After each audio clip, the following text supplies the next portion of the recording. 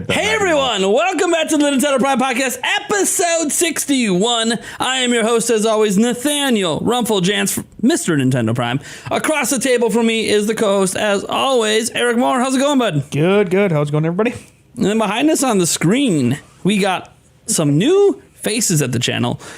First up, we got MandyLeePlays. How's it going? I'm good. I didn't expect to be on the TV, but hello. Yeah, I like your set. It's a very different type of setup, isn't it?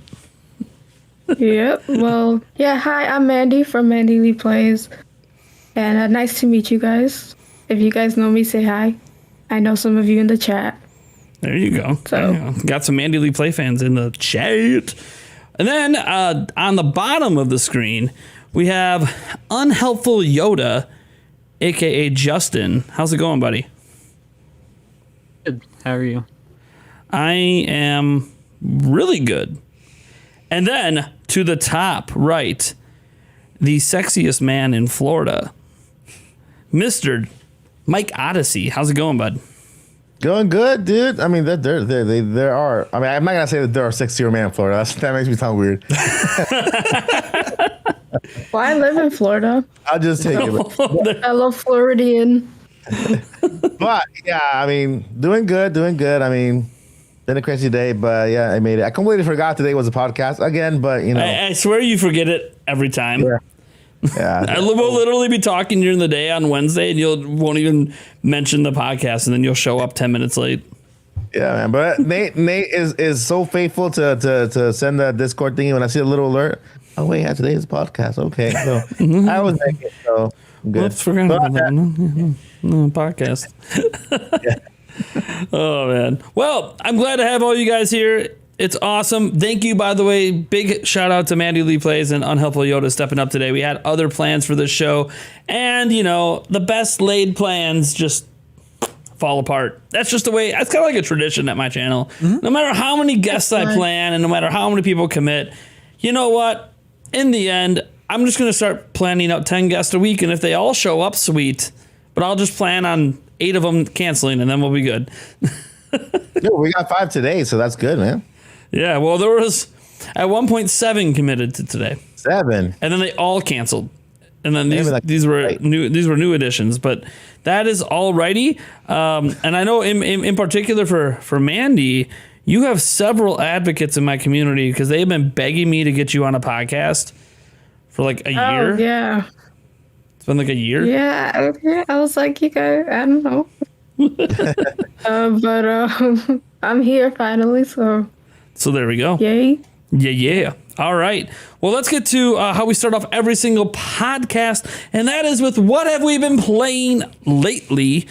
And I've actually been playing some things. Eric conveniently left his Switch at my house for last week. Not conveniently. I actually wanted to play. That's how you noticed it was missing. Yes. It would have been funny if you would have got here this week and I would have brought this up and you would have looked at me and be like, I haven't had time. You also didn't have your Switch. Right now.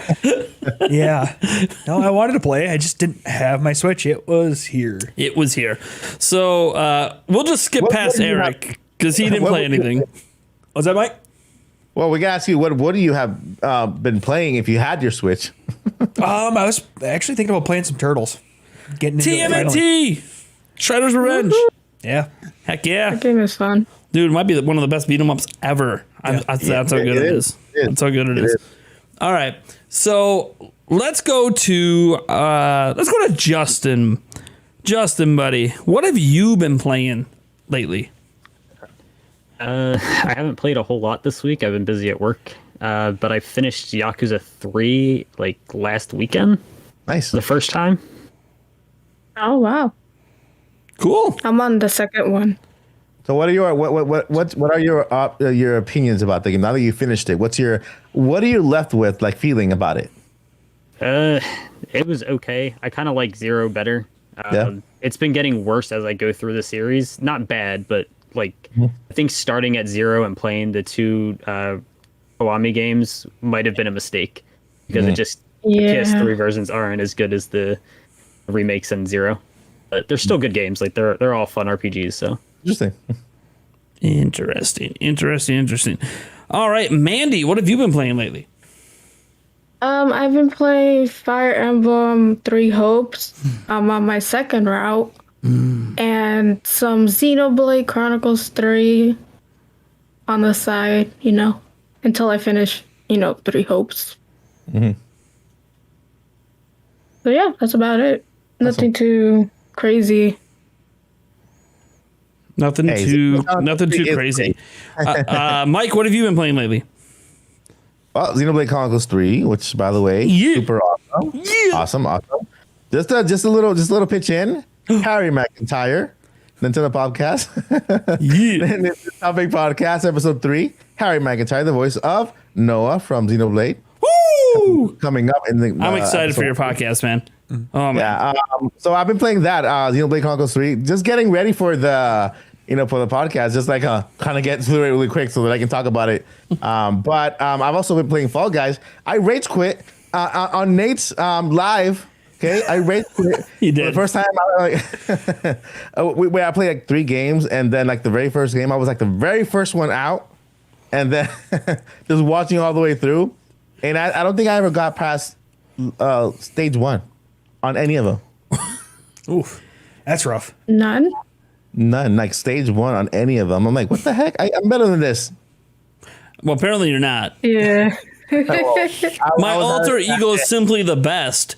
Kept getting past stage 1, but when Simply the Best wasn't playing and it was just me, I kept failing. So that means I have the skills. I just have to get into my cocky alter ego, because apparently that's the only way I can be good at this game is to just be cocky. So I think that's the only way you're good at anything.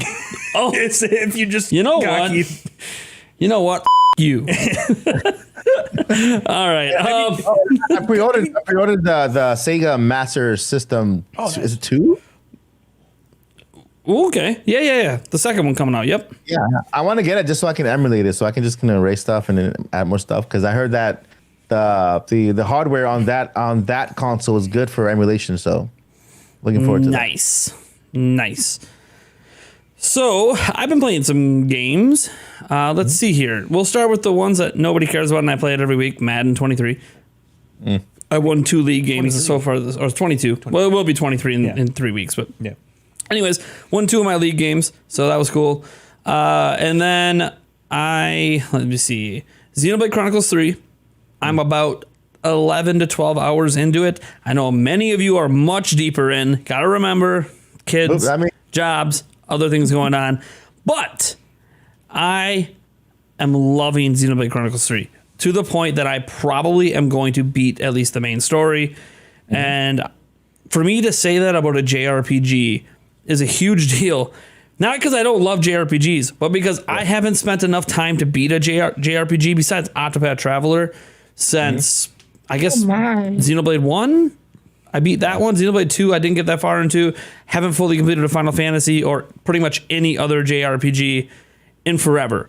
Pretty much since I had children. Wow. Since I had children. I have an 11-year-old daughter who turns 12 this year. So pretty much since I had children, I lost the time it takes because JRPGs take hundreds of hours. And They do. Here's the funny thing. I say I don't have it, and then I look at my Breath of the Wild playtime. I clearly can make the time if I really, really want to. Yeah, man. But yeah, I'm kind of a JRPG junkie, so it's just hard for me to believe like you don't finish them. I'm like, wow. How can you not? The stories are so good. You gotta get through. They are. That's why, just take your time. People play it like they're in a rush. Why are you rushing yourself playing a RPG? I you know what I do? I rushed through it one time just because I want to know the story. I'm like more interested in the story, right? The second time, more interested in skill, right? Then third time, I'm interested more in 100% in the game. That's what I did with Breath of the Wild. At first time, I'm like just rushing through it. Actually, I remember I went straight for the castle. Heck yeah. Nice. Speedrun City, let's go. But the fact that you could do it, man, I love that, So yeah, the first time I went straight for the castle, that was hilarious. I didn't get past the Guardians. Yeah. Guardians, man. I didn't get past the. That's hilarious. Wait, I'm hearing myself. It's not my fault this time. Guardians, man. That's hilarious. Wait, I hear myself 3 times now, 4 times. I don't think it's me this time. 3 times now, 4 times. Again. It's not I me. think Discord's calling you out here. Yeah, I think it can't handle this many calls. because when anyone else is talking, it's fine. It's only when you talk. Well, no. Also, when I hear the reverb, Mike's box popped up green. Mike. It's always Mike. No, it was me at the start, but now it's Mike. Hold on, let me check. How It's always no. about well, now? There we go. It's gone. So it was yeah, obviously it's you. Is this because you're playing with your new toy, Mike? How about now? Yeah, You're good. You're good. No, I can still hear it. You can, but we can't. I can hear. So basically, it's your roadcaster giving you the problems, bud. You gotta figure it out. Trust me, I know. It used to annoy me too. It took me like a week to figure out how to stop letting it echo like that. He got a new toy, everyone. He has now the same thing I use right here to run the whole show. He's got the exact same one, so he's playing around with it. Oh. No. My. I have a USB mic. It's Hey, it's Does the simple. job. Simple. Nothing wrong with USB mics. It's Let me not tell even you, simple. we have like the super expensive setup and all this crazy equipment. Let me tell you, it makes me miss the days of just plug a USB mic in and just forget about it. I still have my snowball somewhere on. Yeah, that's what we started out at. Yeah. Yeah. No, we were sharing a Blue Yeti. Yep. That was how the show started. Yep. I can picture Nate and Eric cheek just. Yeah, we should have did it properly. We should have went right up to it so our faces were right here. Yeah. Yeah, and then get the best audio quality, but look like we're making out. Get right. But yeah, Xenoblade Chronicles 3 is just incredible, and I'm gonna finish it. JRPGs, to Mandy's point, take your time. My problem is I have other games. See, I'm not a junkie. I'm not a JRPG junkie. Now I've used to play a lot of JRPGs, but I play a lot of other things as well.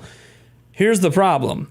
I'm a content creator now. So like Splatoon 3 is coming out and I'll be live streaming Splatoon 3 like crazy because people like playing Splatoon 3 with me.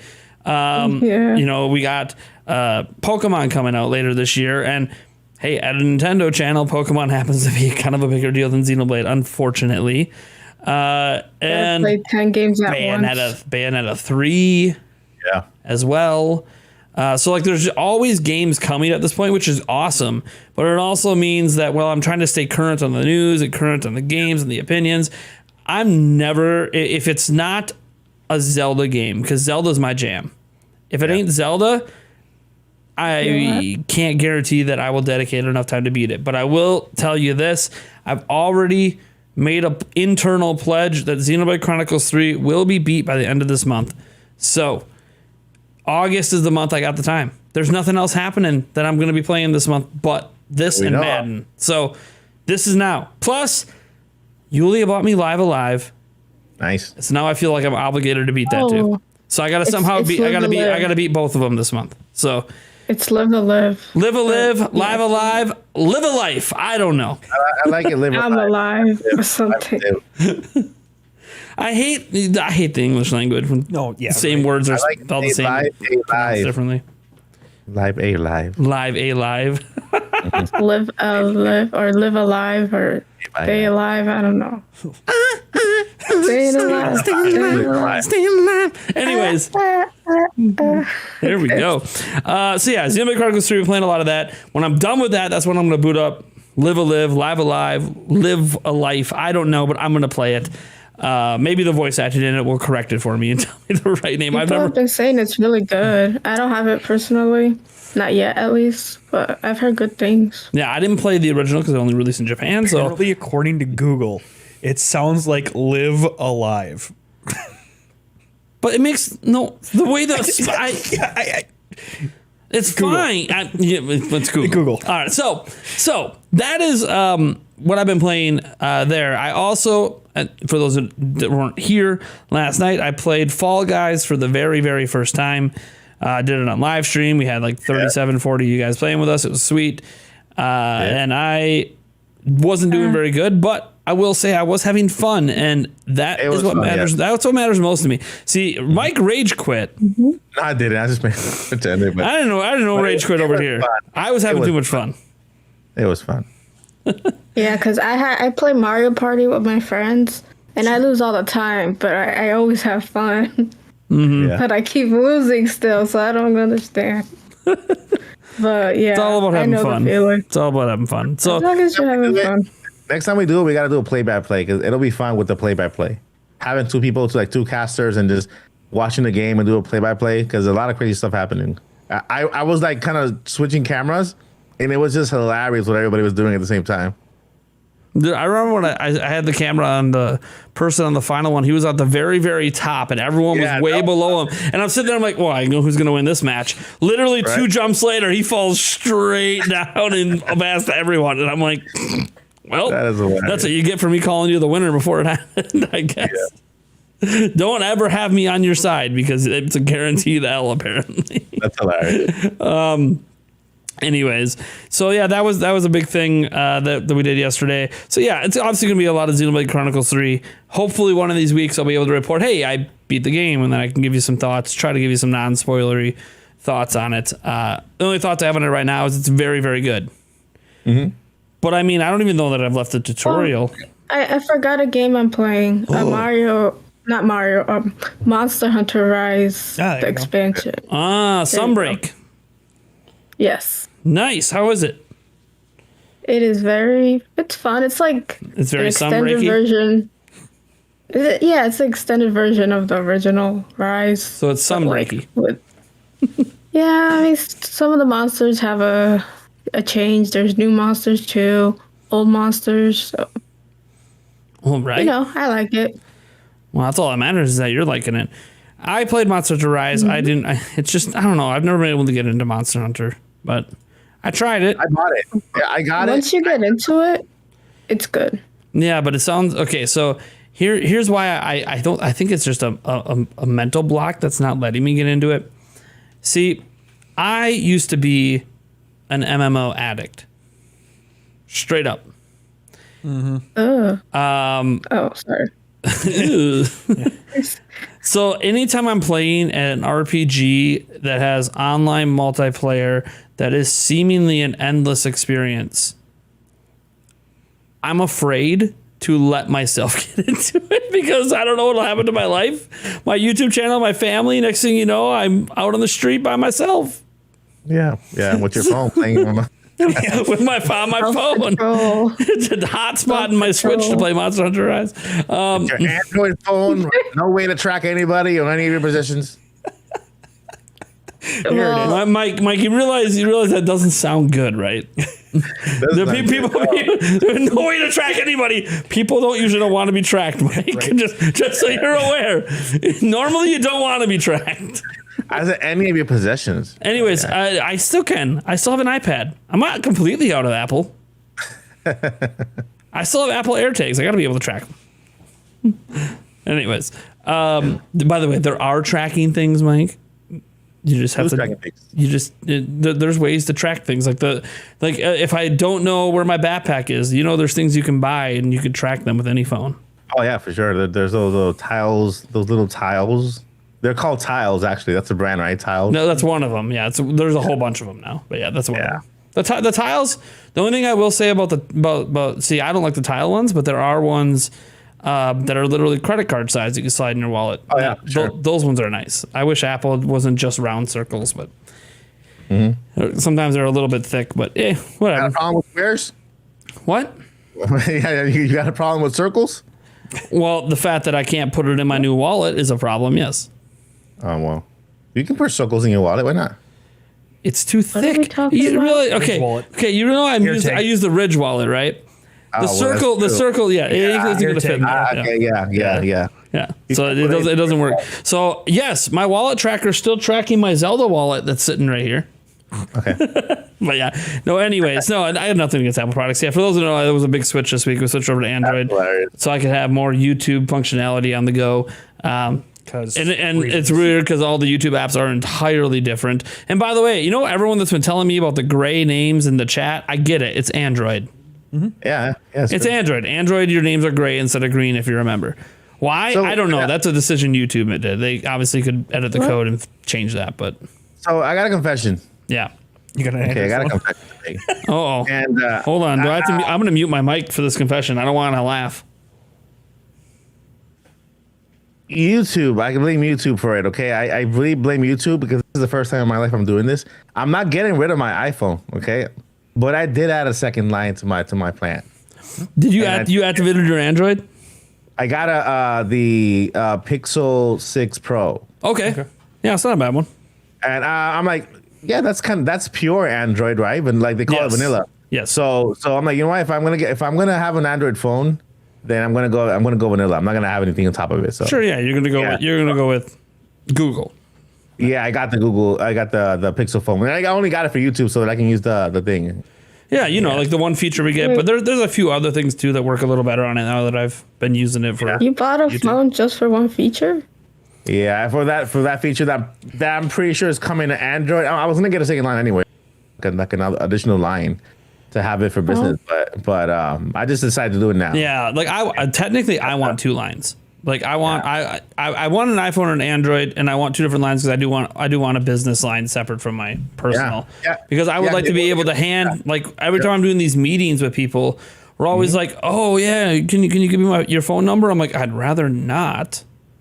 Yeah. Can we just meet on Discord or something? Or like, oh, and it sounds so unprofessional because I'm unwilling to hand them a phone number. And I'm like, Yeah, sorry, I but- know I am a business and I don't have a business number. I'm sorry. Like, and I Especially know when there's you can new download products. apps. I know, guys, you can download apps, but Yeah. I've talked about this before. Separation of church and state, separation of work and personal. Don't want it necessarily all on one phone. I realize I pretty much do it all on one phone, and that's how I know I don't want it all on one phone. I hate it. Well, I mean, I wish that's this would the- just be that's my the point. work phone, and I'd still have my iPhone for personal. Yep. Yeah, that's the point. Having like a separate device that you can just leave somewhere else when you're not working is not going to bother you. But even when they send you products, if they send you products from international, they ask for your phone number because they have to have it for shipping. Yep. Yeah, You have to have it. Yeah, I had a box sent to me, and I felt so uncomfortable giving my phone number. So I'm like, you know what? I'm gonna get this extra line. No. So yeah, I know what you mean. Yeah. So someday when I can put it in the budget, I'll do that. It'll be worth it long haul. And I think right now if we add another line, I get another line for free. So it may be one of those that once my daughter gets added to the plan, then maybe I'll just do it then. Anyways, Is that? I have no idea. That wasn't me. Let's get into today's topics. We only have two topics today, but that's because they're both pretty big. One of them, I have a feeling, is going to be really, really interesting here because I know that Justin and Mandy are on the complete opposite sides of Fight! of this. The rest of us might just enjoy the entertainment. We'll see. Yeah, man. I'm So- not coming out swinging or anything. Come on, haymakers From the top rope. from the top row. All right, so obviously, unless you've been living under a rock as Nintendo people, Nintendo fans, listeners, podcast listeners, you guys know that there was a Pokemon Presents on Shit, I knew I forgot 8/3/2022 in the morning. We're not really going to go over most of the presents because I'm just going to be honest when it comes to at least my interest levels. I'm not really that caring of all the rest. Like, yeah, Pokemon Go is cool. Unite, that's all fine. Look, the updates to all that stuff is great. Don't forget the World Championships. World Come on. Championships. There's a lot of people. Oh, that did look a lot of fun. A lot of people. Yeah, there's a lot of people that play those games. So I'm not being dismissive, but for the purposes of what we're interested in talking about here, we're going to focus on the new generation of Pokemon because that's what they ended with, and that's what a lot of people were watching for. And frankly, it's what I'm actually excited for. And it feels weird to say that about Pokemon. Maybe this is just the aftermath of Arceus. I don't know. Because Yeah. Arceus was fun. And even though they pretty much have put none of the features of Arceus into this game, somehow I'm still excited. Maybe it's just, it could just be because it's open world. And I've been wanting open world Pokemon since the 90s. But Arceus was open world. no, it's open zone. It's the It was, difference. open zone, yeah. You Sorry. had this loading between worlds, between zones, and then whenever you went to a town, it kind of loaded. Yeah. Yeah. Oh yeah. If you technical, if you want to get technical, it's I guess. Yeah, it's called Not an open open zone. world. It's like Monster Hunter. There's a hub. Yeah. You go to the hub to go to the zones. Yeah. In an open world, you can just go anywhere, anytime you want, with basically no loading. Breath of the Wild, good example of a game that truly was open world. Once it opened up, obviously the tutorial area closed you off for a moment. So this is obviously the first open world Pokemon game. Pokemon Scarlet and Violet is what we're talking about. There was brand new stuff that dropped today. New trailer, new information. Now, some people could say not new information. Depends on how much you pay attention to Pokemon leaks, because essentially the stuff we found out today confirmed in many ways that all the leaks we have been getting are legit. So basically the whole game's already leaked and we're 3 months out from launch. It's insane that has happened, but we're not going to focus on the leaks. We're going to focus on the stuff that we know about. But I'm just pointing out, guys, that if you really want to know everything about this game, it's already out there. So you can go do that. We're going to focus on the stuff that was today. So there was a new trailer, which I thought was a very strange trailer personally. Yeah, I don't know, the editing was weird. Yeah, well, they popped up initially and they said, hey, this is like the text and the voice acting in here are not representative of the game. And then they did this weird thing and they showed a 2.5 minute trailer where they're showing off the new abilities. Like you're riding the legendaries and you're seeing some shiny Pokemon doing the emerald thing, the tarot, whatever thing. And all of a sudden, there's all this voice acting talking with interlaced text on the screen, which clearly they told you at the beginning is not part of the game. And I kept wondering, then what are you doing? Freak. What are you doing? I thought it was. Oh man, I thought that. You thought it was in the game? Yes. No, it's not in the game. They warned you. They warned you at the very. But here's the thing. That's the thing. It's weird. If you didn't read the warning at the beginning, you would think it's in the game. Like they warned it. I read the warning, but I thought it didn't click. I didn't know for. Yeah, I didn't know for which is which or something. Yeah. I just thought maybe the graphics would have been like tuned up a bit. I don't know. Well, there goes that. Yeah. Thought. Yeah, there goes one of your negative thoughts. Yeah, so look, it was a really weird experience, and I remember they got to the end of it, and I said, and I literally said this in my live reaction, please tell me that's not it, because I don't understand a damn thing I just saw. Because this guy was busy talking a bunch of bullshit that none of it really mattered, and I didn't really care what he had to say. And then all of a sudden they go into the 6-minute deep dive, and I'm like, oh, well, why didn't we just do this in the first place? Why did we even have that 2.5 minutes? I'm so that it felt so it wasn't even a good trailer. So whoever had that idea, I'm not saying you should be fired. That's stupid. But just have better ideas. Have better ideas. Have voice acting. And yeah. Don't do the voice acting thing when like so many people want voice acting in Pokemon, and then you do fake voice acting. Can we just not? That'd be great. If you're gonna voice act, do the voice acting. Don't fake the voice acting. Don't fake it. Give us real voice acting. Anyways, that being said, what we learned today was just a whole bunch of new information on the game that if you haven't been following the leaks, you didn't know, such as you could ride your legendaries, motorcycle mode essentially, glider mode, glider mode / jet mode. I don't know. They call it glider mode, but I mean one of them literally looks like you turn into a jet. It's crazy. You can ride your legendary. Yeah, right. Sounds weird. Yeah. And then you could obviously swim as well.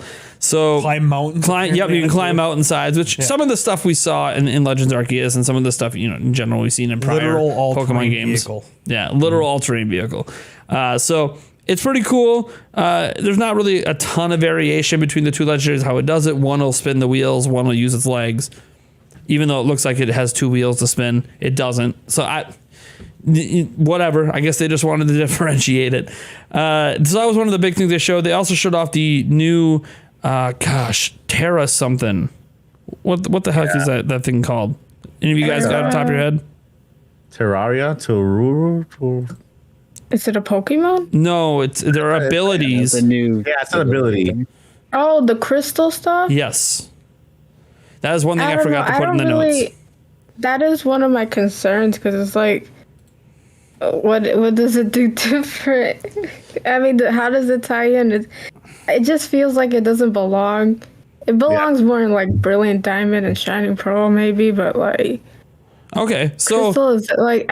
So before I dive deeper into this, because there's some other talking points in here, I just want to get, what are your guys' initial thoughts on the news that dropped today? And I guess I'll start with Mandy, because she was already going off on, oh man, this doesn't feel right. So Mandy, what were your initial thoughts on the stuff we saw today? She liked the voice acting was kind of, I fell for that one. But I liked it. I really did. I liked the whole open world thing. It looks okay for a Pokemon game. The crystallization, whatever it's called, I don't like that. Terrastal. I don't. What is it? Terrastal. Yeah, I don't see how it Terrastal? fits. Terastal. Phenomenal. Yeah, it looks. Terrastal. Okay. It sounds like a detergent.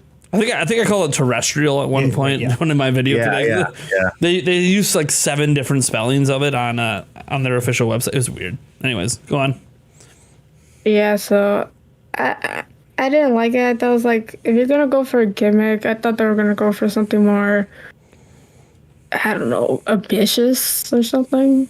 I did like, the whole setting, kind of Spain thing. That was cool. And yeah, I have hopes for this one. I really didn't like Sword and Shield, so hopefully this one kind of remedies that. But there is one thing, like the gyms, I don't understand like how the gyms are set up. Some people are saying that it's like they're level locked or something. I'm like, how does that make sense? No, they don't. There's no scaling. It's confirmed on the official website. There's no scaling. So what it means is you can do the gyms in any order, but let's say you're doing the harder gyms first and you got your Pokemon leveled up for it. Well, the lower level gyms will still stay lower leveled. So when you get to them, it's like, okay. So this is just suggested order. Yeah. So there's but here's the problem though, and this is something I wanted to get to later, was there's 3 stories in this game, which is unlike Pokemon. Usually you got like your one story, that's what you're going through, but there's 3 and you can do any of them anytime you want, in any order you want. Well, let's say you don't want to do the gym storyline. You want to do something else first. You're already going to be out leveling all the gyms by the time you get to the gym storyline. So I don't, not having scaling is to me maybe the biggest negative news to come today. Was like, how can you offer these 3 storylines? We can do them whenever we want, which is cool that you're giving us that openness, but then you're removing challenge from the other storylines by doing certain ones. Like if you do the gym one first, are the other storylines also not going to have scaling? So then they're easier as well. Like I'm just, it's such a confusing decision to not put some sort of Pokemon scaling in the game, depending on how far advanced your main party is. Yeah, that's weird, but it's very weird. Yeah. It's Game Freak. So Justin, and you're mega fan over there. What are your thoughts? Yes, I thought it looked great. The Crawdon running, even though he has giant tires, was ridiculous looking, but like in a great way. The terrestrialized forms, it adds a new type to them, so now Pokemon can have multiple types, but it doesn't seem like it gives them a weakness to the type. It just gives them another one. It gives them another one. Okay, I thought it changed it. I thought it just powered up their already type. It works for everyone. Nope, there's 18 different ones, and all Pokemon can have any of them, but they can only have one. So it gives you a reason technically to catch 18 different Pokemon in the same one if you want every single Terra type. Oh Lord. For each Pokemon. Right. And competitively, that sounds like something that could be like really interesting. I did see Centro posted about how they confirmed on the website that there was no gym scaling, but I don't think that what it says on there actually confirms it. It kind of alludes to it. Yeah. Okay, I don't think it actually. They don't use the exact terminology. They just use a lot of indicators. Pick a harder one first, but that doesn't mean that the easier ones don't get harder. But the first gym could just always be the easiest, even if it does scale up. It could just always be the easiest of them. So like the 8th gym might be like level 40s and 50s, and then scale higher with you. You know what's weird? The first gym will start low and then still scale up. You know what's weird? That we don't know. It is weird that we don't know, but they've been doing their communication with this game has been a little weird. Hey, like my thought process is, The leaks claim there were no scaling. Now, those are leaks. We don't know. We don't know it. They tried to avoid them. Yeah. So that's one reason why that's one thing I brought up, because the leaks said it. Game Freak's not really saying it. They're sort of alluding that maybe there's no scaling, but maybe there is. I find it to be. I mean, this to me is a pressing issue for the game, because it sort of sounds like you're only going to really enjoy one of the storylines fully, and the rest you're not going to get like that new player experience with it, because you're. I mean, the other thing too, though, is that maybe like, you know, the quote unquote first gym only has no they're just straight Pokemon. They don't have the Terrastall forms. And then you get to the quote unquote last gym and all of the Pokemon have it. And maybe that's kind of how it makes it quote unquote harder, because you may know what Pokemon are coming, but you don't know what forms they're going to have. You know, I don't know. Maybe it's something along the lines of that. And maybe they do scale. And it's just makes things quote unquote harder because they all have the new forms. Yeah, I have no idea. It's a crystal. Yeah. Okay. Yeah, I have no clue. And then as you kind of progress, it kind of just goes more and more. You kind of, or, you know, when you get in the middle, maybe 2 or 3 of them have it, and then the other 3 don't. And then as you keep going, it adds more that have that extra form, you know. So that's how it maybe makes it quote unquote harder. I have no idea. When it comes to dealing damage, though, without scaling, how do they do it? You know, in Pokemon battles, when it comes to dealing damage, you against the other Pokemon, if there's no scaling, if you as you go along and you defeat every gym battle, are they all going to be the same exact level? Or are they going to follow your level? Like you level up. That would be full scaling. Yeah. We're not really sure. Pokemon Company definitely has to communicate more, but we are 3 months out.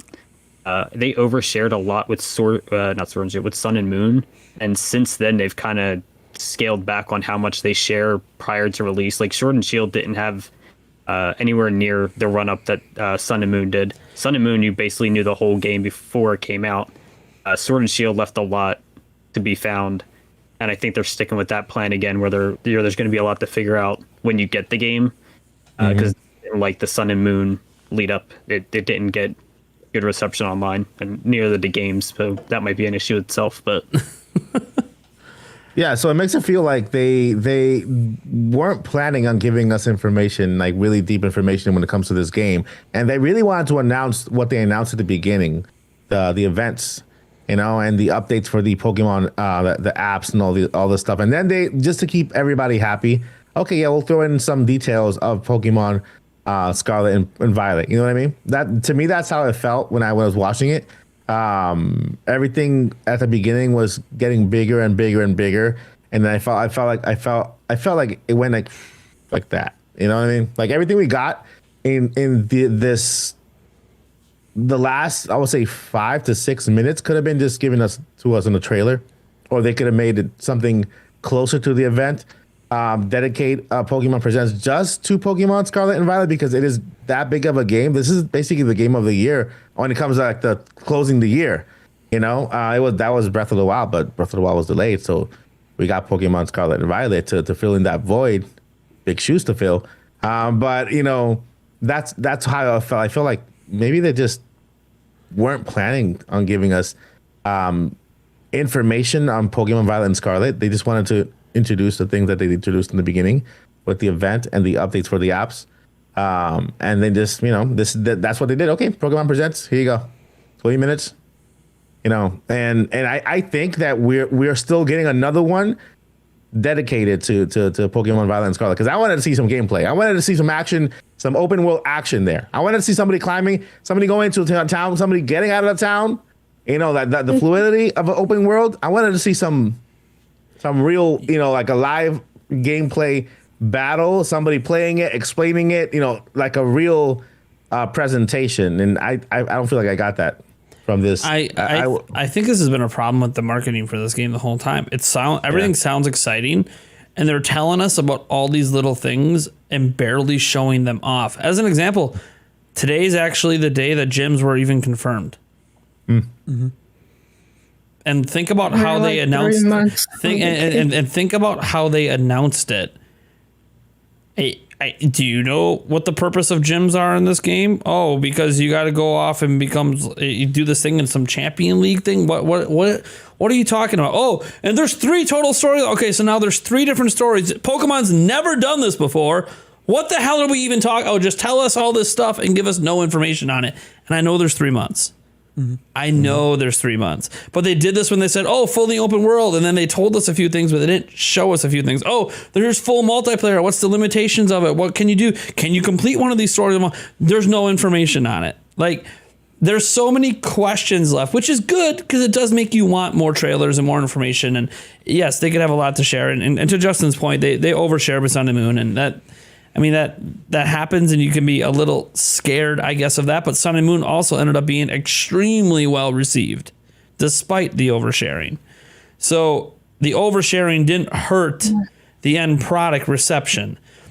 So I mean, Sword and Shield, they kind of did the whole Dexit thing. We all know. No one really cared what they had to say about the game after Dexit was announced. At least online, you couldn't find anyone care. Every time a trailer dropped, every comment was about Dexit. No one was even paying attention to the trailers. It felt like. I should say no one. Obviously, there were some people in it because it ended up being the second most popular or second most sold Pokemon game behind Gen 1. So clearly, a lot of people ended up enjoying their time with Sword and Shield, or at least enjoying it enough to pick it up.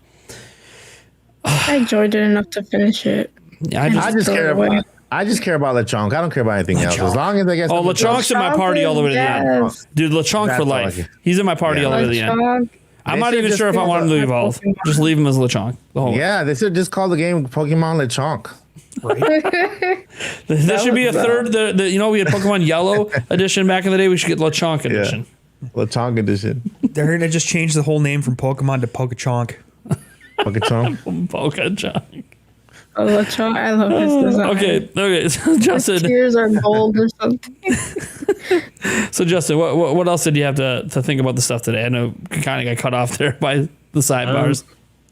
I really liked the Fido, the dog, the dog Pokemon. That was adorable. I think the pun names that they've been doing in this generation are really good. Eat into the memes. Lechonk is one of them. Yeah, the memes are great. I know I have no issue with them not sharing a whole lot for Pokemon because it's going to sell regardless. So I don't need them to give me everything. What? That's just a me thing, but I don't need to see anymore. I was going to buy the game anyway. That's true. I am. I'm fine with them undersharing as opposed to oversharing. Yeah.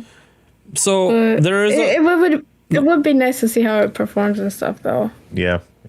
Beforehand, because not everybody is like us who are who buy every game, and some people need convincing, and when you don't share For most of your games, stuff, I think so, but Pokemon, I don't think Pokemon really needs. We know it's not going to. Well, let's think about this. Let's think about this. Let's think about this though. Mediocrely. Yes, it's going to sell well. Okay. I mean, Yes, it's going to sell well. that doesn't mean. How long has it taken for them to get back over 20 million in sales? How many years between 20 million sellers did it take for them? Actually, don't know. I think it's been a while with Gen it was almost 2 or 3 it was did almost that. 2 decades between selling over 20 million in a generation. So I feel like just because a game sells well doesn't mean it is good. Yes, I agree that. Call of Duty is like an example of that. The point I was trying to make in pointing out how large the gap was between 20 million sellers in the franchise is that just because it's going to sell well, it just means you keep selling to the same people. If you're not seeing exponential growth in your sales, game over game over game, that means you're not actually hitting a new audience. And at some point, you're going to try to outgrow your audience at some point. Your audience outgrows you, or they die someday, get too old, don't want to play anymore, and you don't have anyone else coming in underneath. Like, I can tell you right now, I have been around a lot of elementary kids, and they care a hell of a lot more about Roblox, Minecraft, than they do Pokemon. Yeah. Because the nephews do not care about Pokemon at all, and they're teenagers, the young kids. Yeah. I think that's a Pokemon problem they've had for a long time. But that problem is anything appealing to new before. players. They got to appeal to new players. You can't just keep relying on the base is huge. That's why, it's gonna, guys. This game's gonna sell over 10 million. It's probably gonna sell over 15 mil. Maybe it'll even sell as well as Sword and Shield. Hit 20, 25. It could get up there. It might. But also, does that mean that the base has grown, or does that mean that it's just selling to the same crowd that bought Sword and Shield?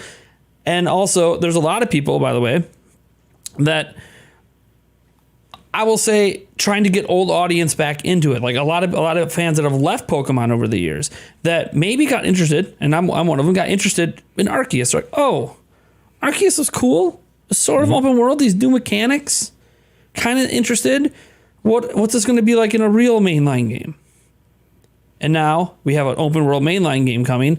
I think there's a lot of neat ideas being thrown out here, and I think there's a lot of from old fans that feel burned that just haven't really enjoyed Pokemon for a while. They might go, hey, you have a lot of great ideas here. You're not telling us anything about those ideas, which makes us feel like the ideas are half-baked and there's too many new ideas to try to throw into a 3-year period for it to actually play out and work well. So then there's a lack of trust. Now, for the hardcore faithful, I mean, he said you're going to buy the game anyways. So like they could have showed you nothing and just said a new Pokemon game's coming and you probably were going to buy it. Every year I plan on buying it. Yeah. So see, they don't have to earn your loyalty. They already have it. But to earn other people's loyalty that aren't people that buy Pokemon every year, like I'm not someone who buys it every year. So I need more information. Like I am highly interested, but I need to know a hell of a lot more before I decide, you know what, I'm going to go plop down, $60 or I'm going to go buy the double pack for $120. Like I need to know. I can't just be told a blanket term that this is what this is going to be without understanding what it kind of like that reminds me of that first 2-minute and 30-second trailer where they're showing you these things, but they're not really explaining any of it. And then they didn't really explain any of it. The only thing I understand at this point is that at some point you get your legendary and you can travel the world with it. And at some point you can invite friends. To me, and at some point we can do raid battles. Legendary right away at the beginning. Yeah. It's like here, and you're just giving it. Yeah, and I don't even know how that works. Like, it's cool to not know everything, right? Part of you don't want to always know everything about the games, but when they're introducing so many new ideas here, so many different things that I don't know what I'm supposed to expect from any of it. Like when you confirm gyms in the way that you did by just casually bringing up a gym leader. Okay.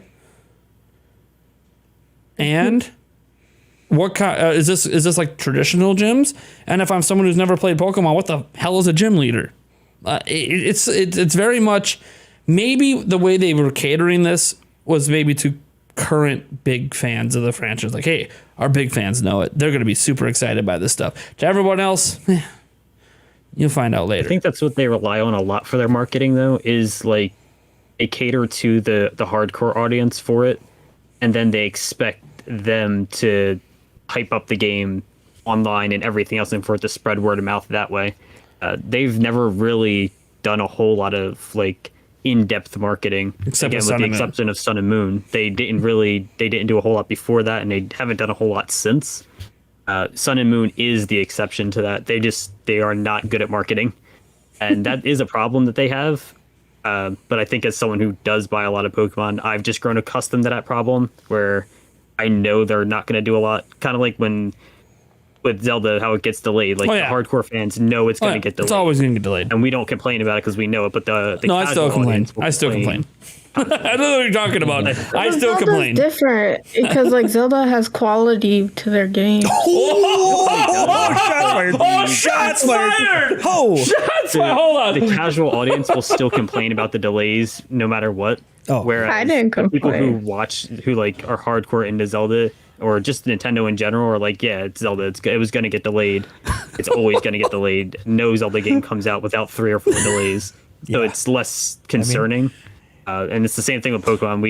We know they're not going to show a lot. We know what to expect. They're going to be mediocre games, but the gameplay loop is fun enough that for most people, that's fine. It doesn't need to run great. It runs well enough. It doesn't need to look fantastic. It looks good enough. And But let me. Can I ask you something though? It is, This but is as long as it's to selling, Mandy's they're not gonna point. care. This is to Mandy's point. You're someone who buys it up every single time, Justin. And you're talking about these. Oh, it's good enough. Oh, it's this. It's fine. It's good enough here. It's mediocre here. Mediocre. Like, why are you accepting mediocrity? Because that's what they're going to put out as long as it's selling. And But if you stop accepting my it, one sale, if you stop but accepting my it, one sale isn't going to do that. So it would. Have to be see, that's whatever. This is what happens though. This is how things don't change. Everyone just accepts it. People got to stop Not even accepting it. It's just saying my one. But if But everybody says that. That's what everybody's saying everybody one, says. yeah. Everyone says my one. It's got to start somewhere.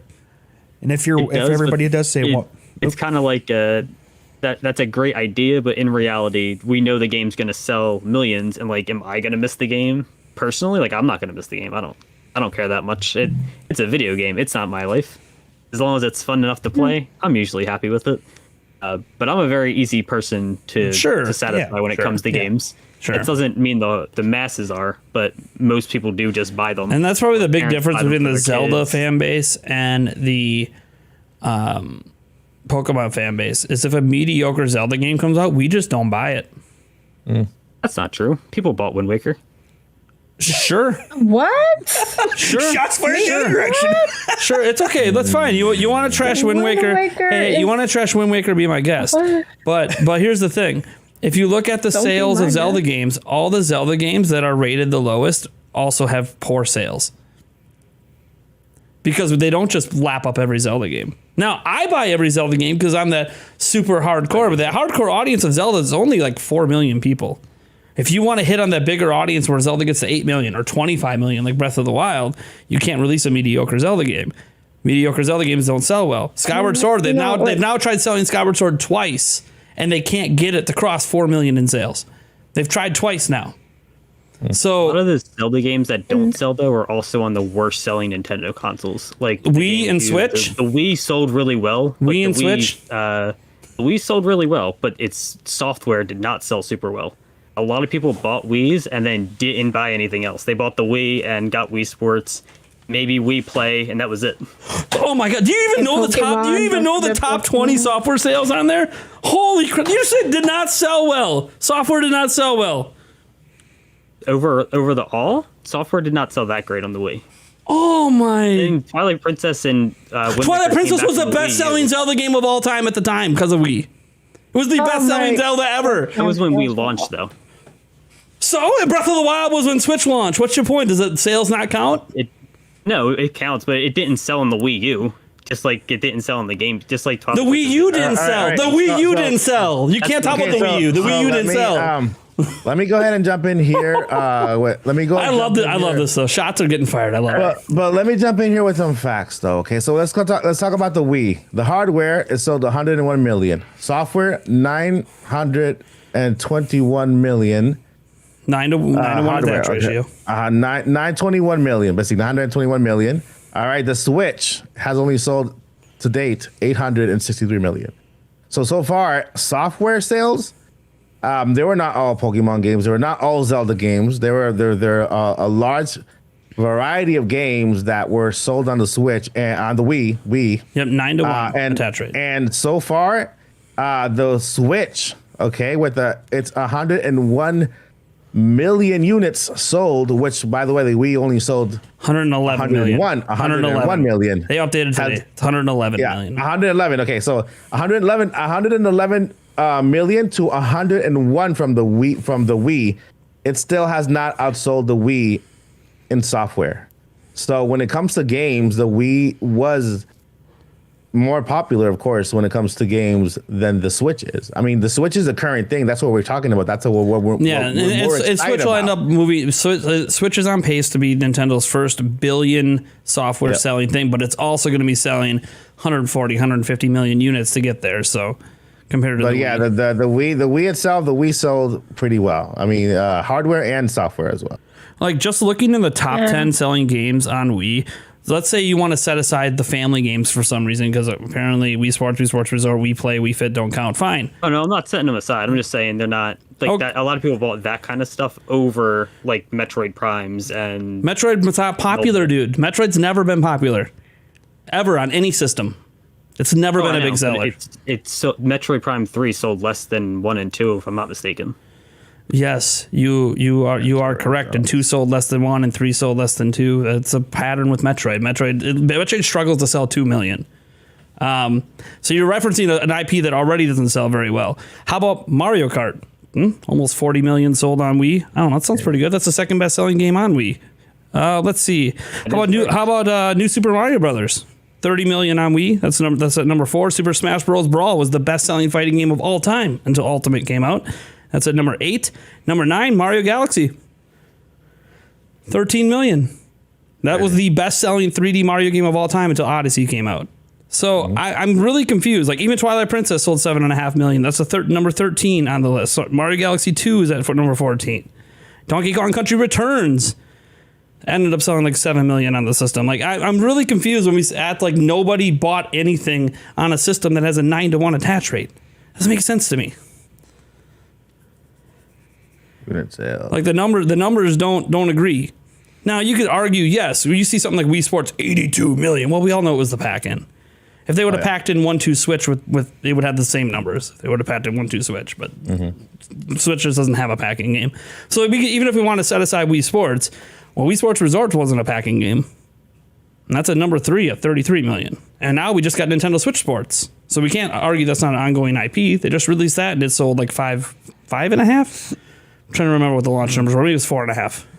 No. It did something like that. Yeah, it was like 5.5, and I think it's Kirby that's at 4.5 right now. Anyways, sorry.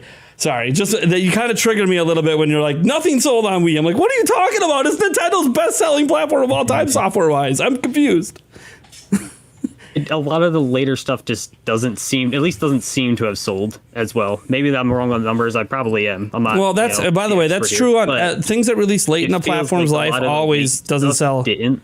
I mean, Skyward Sword was like what, the year before, like the year of the Wii U, or the year before. Sure. The Wii U, so then why did Skyward Sword HD not sell? Oh, because that game was $60 and not worth $60, and I bought it at $60. Okay, so then you're just making my point that it wasn't that as good as other Zelda games, so Zelda fans didn't pick it up. So why are Pokemon fans picking up Pokemon games? I don't think it's not as good though. It's just not worth $60. Like, it was already only $50 on the Wii. It's a re-release. It's just an HD. The control scheme isn't that much better. Like, it's an upcharge for something that it should have been like a $40 game. And they wanted to charge Pokemon $60. Is selling like double copies of a $60 game. Pokemon is an exception. No, Pokemon is definitely an exception to the rule when it comes to most things. It gets away with a lot. Pokemon always gets away with a lot. Like, if it was like some indie this is not the way I thought this podcast was going to go.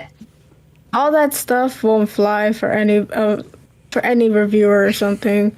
They'll just give it like a freaking 0, but it's Pokemon. And it just baffles me that, like, it's such a big IP, but the games are not like big IPs. I've seen indie games put more effort into their, like, actual game than a $1 billion IP franchise. Like, geez. Sometimes I'm just like, oh, man. I think the game Stray for the PlayStation, that one's like indie. It has more detail than anything in Pokemon. And I'm just like, Pokemon, like, what are you doing with this money? People. No, that does bother. Yeah, that does bother a lot of people. That it's the biggest IP in the world, but they don't. Yes. Put more into it. These are common complaints from most even Pokemon fans have these same complaints. It's just, we know that it's not treated the way it should be. Like, it with all the money it makes, it should be better than it is. But at the same time, who's going to skip the Pokemon? Who's going to be the one to skip the Pokemon game of the year to prove the point? And then even if you do, is Pokemon Company really going to change? Like, they're kind of changing now. Even though Sword and Shield's the best selling since Gen 1.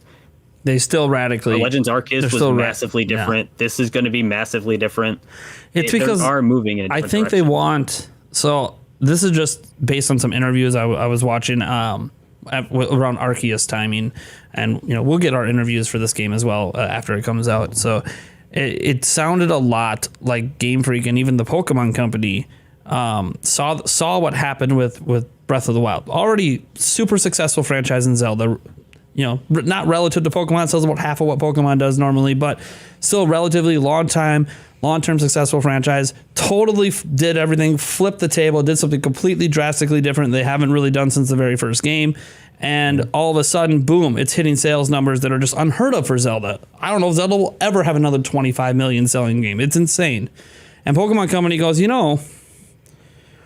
why don't we try something different and see if we can replicate that? Now, I'm not saying they're going to replicate that, but it sounded like there was some inspiration in some of these interviews because they mentioned Breath of the Wild in the interviews themselves, like multiple times as like, yeah, we got some inspiration from Breath of the Wild. And it's like, oh, okay. Well, Arceus obviously as a solo game is going to have a hard time outselling, dual pack games. That's why it's not in the top 10. Well, Brilliant Diamond and Let's Go are, but it's really interesting because it's very obvious to me that even though Sword and Shield sold so well, they think Pokemon can be bigger than it is.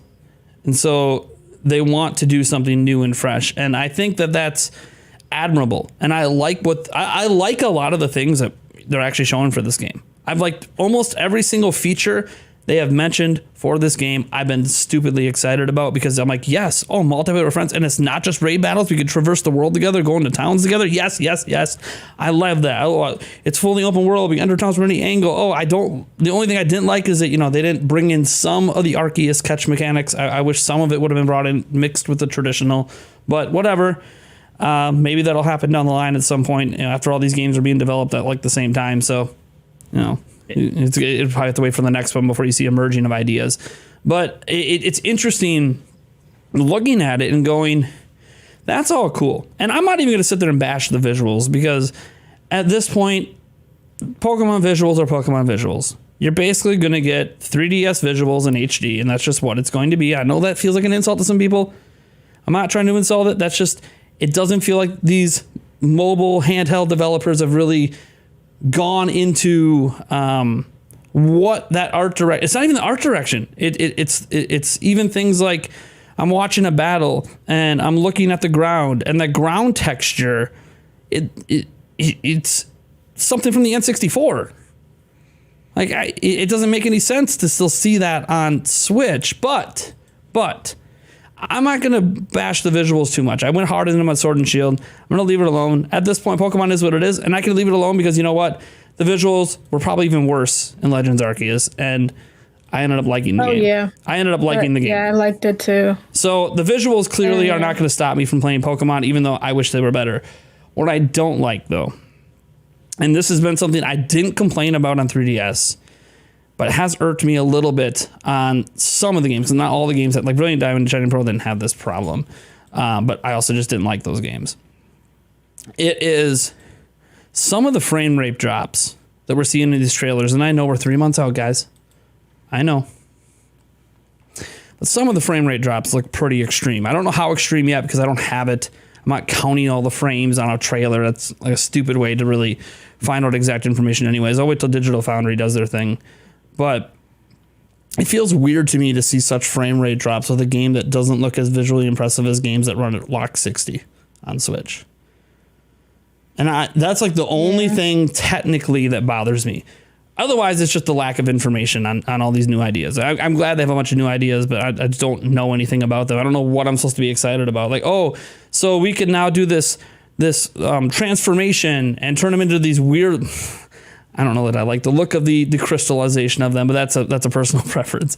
But like you can turn into this crystallized version and bring in these other types, right? Bring in a fire type, bring in a water type, bring in this type. You have your, I don't know the characters in the game, but let's say you have a Charizard and it's fire and you want to add a water type to it. Cool. I'm just wondering why I'm supposed to be excited by that versus just playing without transforming my Pokemon. What about that mechanic is supposed to be exciting? Pretty. I'll give it that. It's new.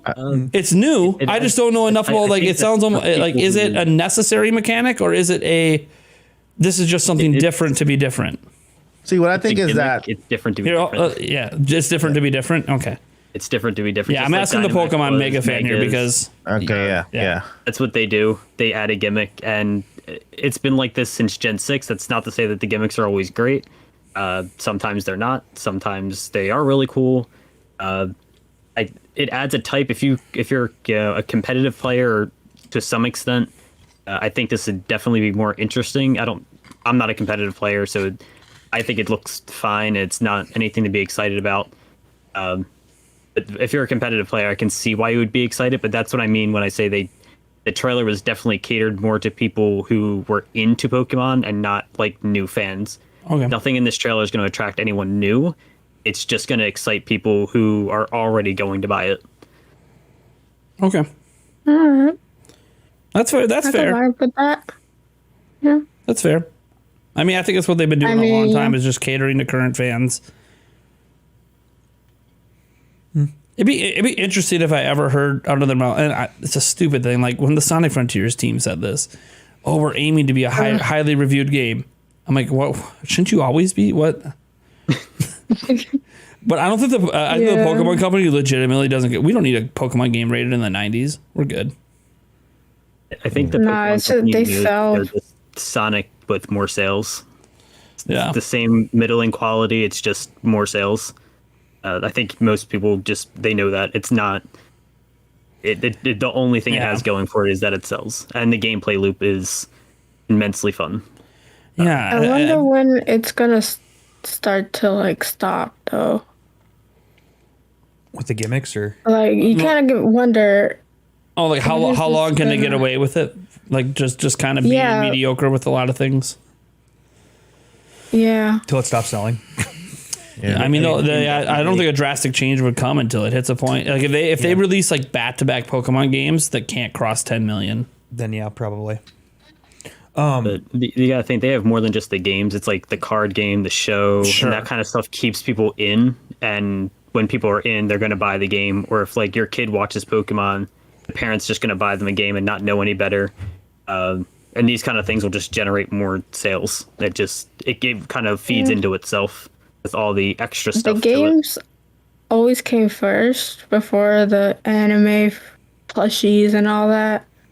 And I feel like they kind of like lost sight of that. I wonder how Like popular they this got show really is. lucky. They got really, really lucky with the success of the first Pokemon game. And because they had this whole gameplay loop and catching monsters and stuff. But I feel like, yeah, they lost a little bit of sight of it in a way, but, you know, time and stuff, I guess. Yeah. That's just my opinion. I'm going to clarify something as well. The Terra types, they actually change the type. They don't actually add to. So it will they actually change change the the type. Yep. Okay, I could have swore the leak said that it was they added a type. I'm but, on like, I haven't Scarlet and really been paying Violet's too much attention to it, website. so. I'm on the Pokemon website for Scarlet and Violet, and it says for each Pokemon has a Terra type. The Pokemon's Terra type is inactive until the Pokemon terratalizes, at which time the Pokemon's type will change to its Terra type. Aerotolizes. I'm gonna have a hard time spelling that. But yeah. But I don't get why it says terratolize, but it's a crystal. I don't know. It just didn't. The whole crystal part doesn't really fit the theme, like the mood. I thought maybe it was gonna be like a. That would be more of like a brilliant type of shining pearl because they're shiny. Yeah, I was like, Yeah. And it's something I said Bling, before. I was bling, wondering how nice. popular the Pokemon animated series still is. Yeah. It's in the top 3. Naruto is the most popular anime in the world. ew. Oh, sorry. Is it really? I feel like One Piece should be the most popular. Dragon Ball is the most popular in the world. No, Dragon Ball. Dragon Ball actually isn't. No, it's am it's just not It's not Naruto, like Dragon Ball. It's Naruto, and then it's probably Pokemon. But it's probably Pokemon. But that's because Pokemon has such a dominance in the United States and Canada. Anyway, can I say something about that Jewel Terraria, whatever Terrastall? thing? Terrastall. I'm Yeah, eventually that gonna thing. memorize that thing. Maybe. So I mean, isn't the fun of the entire thing about Pokemon is gotta catch them all. Why do you catch them all? They all have their different abilities. They're fire type, they're a grass type, there's this type. So you rock, trying paper, to tell me scissors, that I don't have to catch them all this time? I can just catch whatever I want. And make it change whatever to type you I want. Well, not Whatever whatever. I want. You One. can Only catch one them other all. type. So if you have like a fire Pokemon, you can make it a completely different type only once. Though You Like, don't know though until you don't know what type it is until it actually does. So you could catch one, you could catch two, I can make it and you a don't fire make it one, anything. and They it'll already make have it- it. Yeah, they already have it. You don't make them anything. Yeah. They already have it when you catch them. You just don't know until they terrestrialize Sure. which one they change to. So Fertilize. They Yeah. hatch. Did they mention how that works on like dual type Pokemon? Like if you're fire flying and it terrestrializes water, you become water flying become water. or water fire. it's become water. I assume just I have become no straight idea. water and you Here's the lose thing. both. Yeah. That's one of those things where they didn't give us the details, don't so know. we don't really know. Yeah. We really don't know. That would be I mean, one maybe nice it's thing to go explained in the into. leaks, but we're not going into the leaks to figure it out. One so. nice thing would have been a little bit better in depth, and maybe again, like Mike said, maybe there's another Pokemon Presents that's just to this. Well, there'll be. I guarantee you there will be a dedicated Scarlet and Violet Pokemon Direct or Presents before it comes out. Guarantee that's going to happen. I'm not sure when they're going to time it because October is pretty packed, but Pokemon Company also doesn't give a crap what anyone else is doing. They'll just do it when they want to do it. So, I mean, could be next month, could be October. I would presume they wouldn't wait till November to do a blowout because there's so many other big games coming out from other companies that they just want to run their commercials then, and you're in the home stretch then, So, I'm assuming October at some point they'll probably throw one out there, but who knows? They beat to the beat of their own drum, and it's worked incredibly well. I give the Pokemon Company one bit of credit. They have maintained the series' popularity for multiple decades. Even if they can't maintain its peak, they have maintained a very certain plateau of popularity. They haven't fallen off the cliff like Nintendo's trying to avoid with the next hardware. Where Nintendo typically falls off a cliff after having a huge success. So they haven't done that. Pokemon has never really hit rock bottom. So Yeah. I don't want it to hit rock bottom, but yeah. yeah, I think And to tell you the truth, I started enjoying Pokemon with Sword and Shield, a game that other people didn't like. So I like Sword and Shield. And my daughter, who never played Pokemon at all, she started playing with Sword and Shield. And Arceus was good, and I think it's what I think they're headed in a good way. This one obviously is going to be better than the last, and I mean, it's all good, okay. So let's spin this around and end this topic with some positivity. I had a couple questions. That You have some questions? Yeah. Go for it. So, I mean, I enjoyed it. The Presents was okay. It kind of made me a little bit excited, to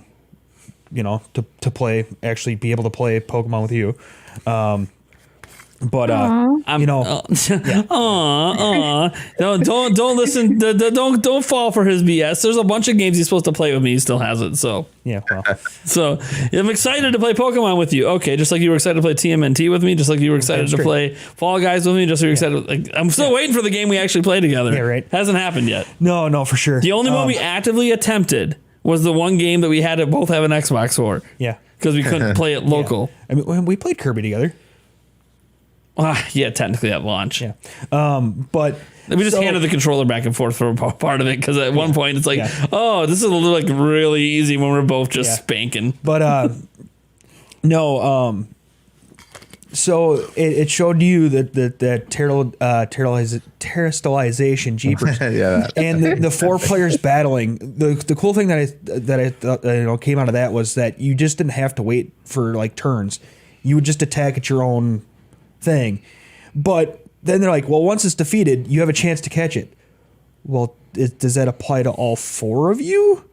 Does it apply to only one of you? How does that work? They didn't qualify, qualify that. I think it's going to be like the raid battles in Sword and Shield where everyone can catch it. That's what I was if I'm not kind of mistaken. thinking, but they didn't clarify that. So I'm just kind of wondering. It's like, well, how does That's that another work? thing where I think they just assumed because it's the raid battles again, and it's just using a different gimmick with the raid battle that they just assume that you know it's all going to follow over from the last game. That's at least that was my understanding. Is Yeah. it's just going to be the same. But as then Sword and again- Shield with the new gimmick. For those of us that haven't played old Pokemon games, it'd be nice to know that. You know, It would be. so it's it's all common sense. No, it's really not if you haven't played it.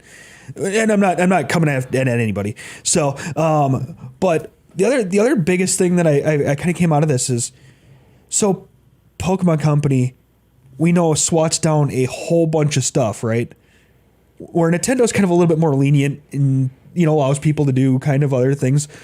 But my God, the Pokemon Company actually allows and encourages a massive competitive and online competitive market, but Nintendo's like, no, fuck you. We can't have this. It's like Pokemon figured out that there's a crap load of money to be made doing that. Yeah, right. But it already just have blew my mind that I'm like, oh my God, they have like these massive competitions and all these things that it's like, the Pokemon Company who's so strict with their stuff. And then you turn around at Nintendo, who's a little bit more lenient. You can use their trailers. You can use their music. You can use some of their stuff there, whatnot. And they're like, the second you try to organize a Smash Bros. Tourney, like, no, you're done. You can't. Why? That was the one thing that I just kind of came out of there going, huh? Did not see that one coming. But yeah, overall, I thought the game looked good. So let's end this by each giving two things that we're looking forward to with this game. So I think this conversation turned into a lot of criticism Sorry about that. versus excitement, which is okay, because the bottom line is that these are honest and true feelings and honest and true criticisms. And that's all I really want from anybody who's on our show, is to be truthful. Don't hide how you really feel. Tell us how you really feel. I mean, what's even cool about Justin, he's like a mega fan, and he's like, yeah, no, that's mediocre. This is mediocre, but it's fun enough. So I'll keep buying it. I try to admit when they're bad. I know they are. It just And it's fun enough. still fun. It's fun enough. And that's honestly, and this is why I don't tell people what to do with their own money. Hey, if you're having fun, enjoy. I vibe with that. We probably only live once, so you might as well enjoy what you enjoy, even if it makes other people upset because they want it to be different. It's whatever. You're not there to please them. You got to worry about yourself when it comes to entertainment. As long as the entertainment's not harmful, quite literally, to others. Be careful with that entertainment. It might be fun to shoot Roman candles at strangers, but you can negatively hurt somebody else in a very serious way. So don't do that. Trust me, I was an idiot as a kid. Don't do that. I never hurt anyone, but I definitely got a lot of angry neighbors at me because I was shooting at their cars as they drove by. Oh, that was not one of my brighter moments in my life. I was very fortunate; nothing worse happened. So let's kick it over to Mike. Give me two things that you're looking forward to with Pokemon Scarlet and Violet. Okay, I'm looking forward to exploring, because when it comes to games, I love open maps where you could just explore, just go wherever you want. I like the openness of and the freedom of actually going to any gym you want, right? Completing the game in in any form you want. I like the fact that it does have 3 storylines. You can go back and complete it. I don't care about the difficulty levels. I just like stories, and I like adventure. So that's one, right? That counts as one. That storyline. Yeah. Storyline and exploring. Basically, I already said my 2, right? yeah, Did I? Yeah, you're good. So yeah, the map looks incredible. I gotta say that the actual map looks huge. amazing. Looks huge. Yeah, it looks amazing. I like this map more than I like the one from Breath of the Wild. It looks beautiful. So they one-upped that. So yeah, exploring and just having a new experience. Just having something new to look forward to. And Mandy. I'm excited to play a mainline Pokemon game again. Since Sword and Shield I didn't really enjoy, I'm really looking forward to enjoying this one. I'm looking forward to exploring as well. The open world looks very, very nice. Not the prettiest, but it's a lot of space to play in. And the third one, just for bonus, LeChonk. LeChonk. There. Nice. Yeah, LeChonk. Justin. I'm really looking forward to Wooper's evolution. I want to see what a poison ground Quagsire is going to look like. He's got little bones coming out of his head for Wooper, so that looks. I can't wait to see more of that. Just the exploration, an actual open world. Legends was almost there, and that was a lot of fun. So I'm really interested to see what they do with a completely open world and how that's going to work. Nice. Eric. Obviously the multiplayer, that was the biggest thing for me. And then it's going to be interesting to see some of the newer Pokemon that they really haven't announced yet, because some of the newer ones, I kind of like the designs.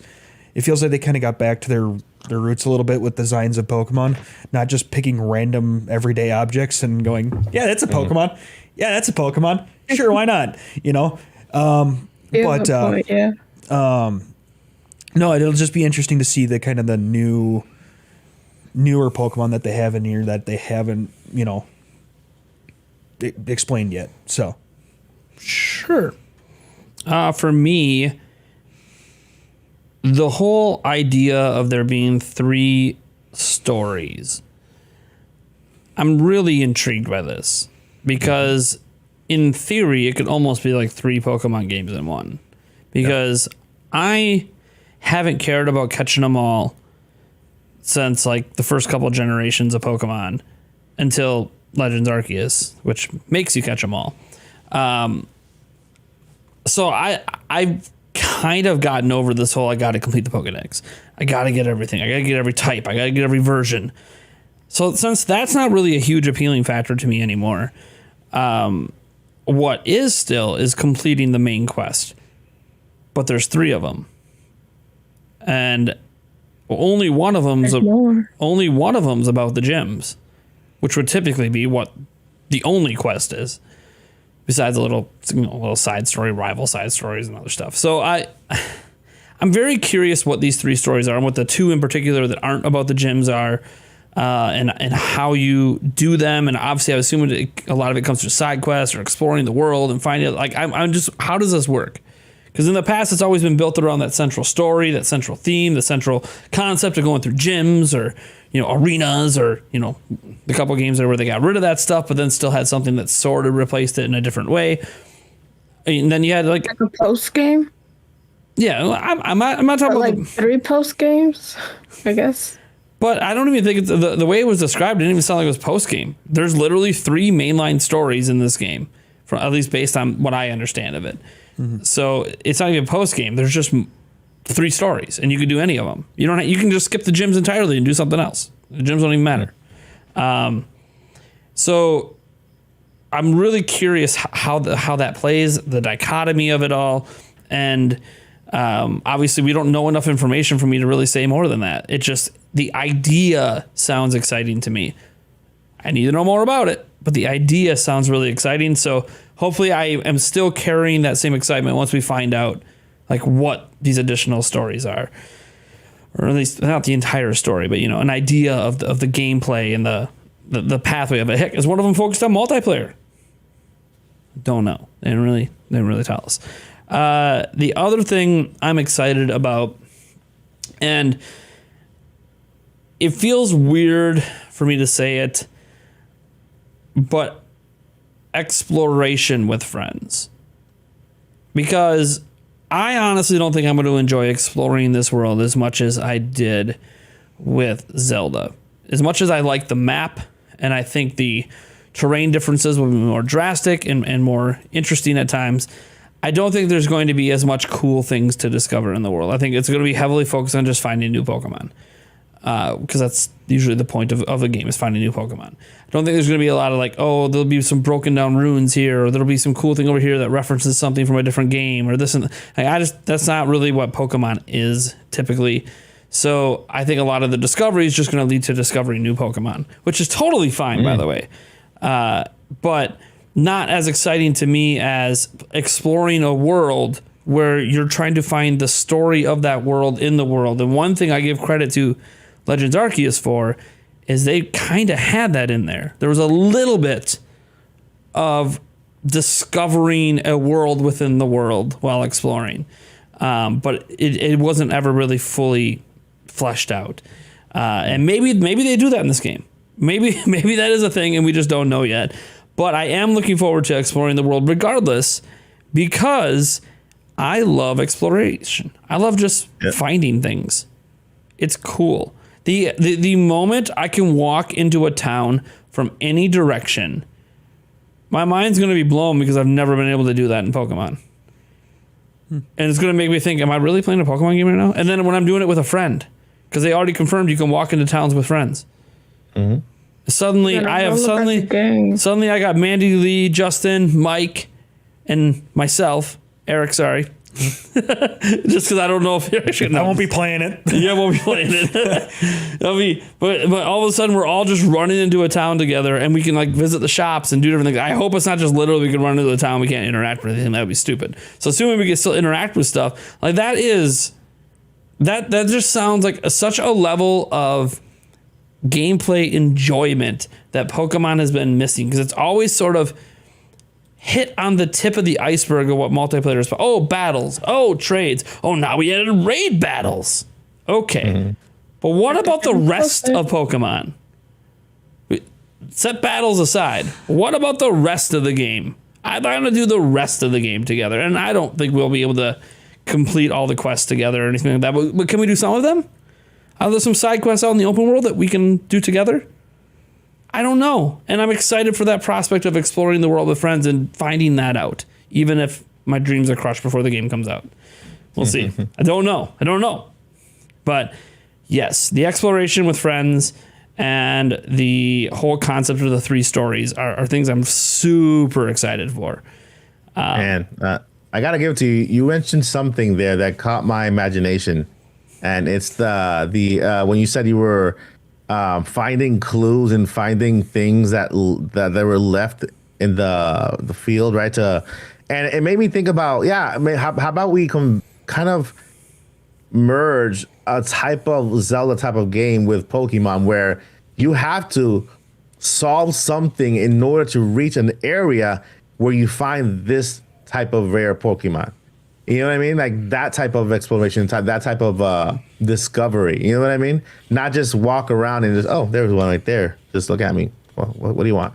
Pokeball? Here you go. You know? Have that kind of excitement and, have like different areas where you have to solve something in order to get somewhere, and then have that reward of being presented with that Pokemon right there to, ready to catch. And then they'll make it that easy to catch. Make it a challenge in order for you to, catch that. That way, when you have it, you can show it off, and say, hey, Twitter, got nothing on me, dude. It'll give me the golden poo Pokemon. That would be great, dude. If they could actually merge that idea of exploration, of problem solving, like puzzles and stuff, in order to, reap the reward of catching a Pokemon and not just having it out there looking at you like you owe him money, Yeah, I hear you. Thank you. I appreciate it. You're welcome. You're welcome. So why are we clapping? he was cheering for himself. He was cheering for himself. Oh. Good point, Mike. Good point. Yes. Mike. Yes. Yeah. All right. Let's get into our last topic we got, and this is just general thoughts on how we feel the Switch is doing here through this first half of 2022. We did have their most recent financial report. There were just some notes from that. We're now at 111.08 million Switches sold to date, or I should say shipped if you want to be correct. But for Nintendo, shipped is sold, because that means retailers bought it from them already. So they already got their money. It don't matter if it's still on the shelf. Nintendo already got paid for it. So for those who don't know how retail works. So Nintendo for their purposes, has sold 111.08 million Switches. Kirby and the Forgotten Land, we have the sales update for that. It's up to 4.5 million sales. It is now the second best-selling Kirby game of all time. It's only behind Kirby's Dream Land, which sold 5.13 million units. Fun thing is, it's probably going to, by the end of this holiday season, have already passed that. At least it's well on pace too. It's well on pace too. I love Kirby, so yay. Mario Kart 8 Deluxe is like 46 point something million, and Beast. it's a beast. The crazy thing about that game, besides obviously we all know that they got the DLC now, and Wave 2 is dropping here literally the day after this podcast goes up. Dude, besides this being a Wii U game ported over, we mentioned how like Pokemon, this one's like themed around Spain, the upcoming one. Mario Kart 8 Deluxe is now 1 million copies sold, short of it being more than the number of people who live in Spain. Yeah, you put it on the notes. I was like, what the heck? Yeah, isn't that insane? Ay. Like by the end of this year, Mario Kart 8 Deluxe will have sold more copies than people live in a really big country. So that's insane. So that was just to put in perspective how popular. Ah, That's a lot of Mario parts around. Jesus. Anyways, so that's just some fun notes. You can go through all the other sales data and see all the sales update numbers and stuff. Like the 1.91 million that I think sold the Mario Strikers for launch and all that stuff. But what I actually just want to get are kind of how are we feeling from January to today about Nintendo Switch just this year, just taking this 2022 and only talking about this, not taking the full scope of the 5+ years the system's been out. How are we feeling about the Switch right now? And let's go to Justin for this first one. I'm feeling okay. I really liked Legends. I bought Kirby, but didn't get a chance to actually play it.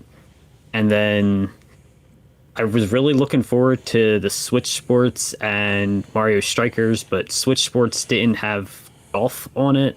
And I just don't think it still has golf, so I didn't pick it up. And then Maybe Mario December. Strikers released so little content at launch. I didn't really want to pick that up until we started getting some of the updates for it. I mean, Bayonetta looks really good. Pokemon looks really good. The back half is going to look really good. But as of right now, I think I've only played like 2 games on my Switch this year. I picked up Live Alive and Xenoblade, but I haven't gotten Xenoblade in the mail yet, so I haven't played it. You're not the And only Live one. Alive, I've seen a I number just of people got who it. haven't gotten it yet.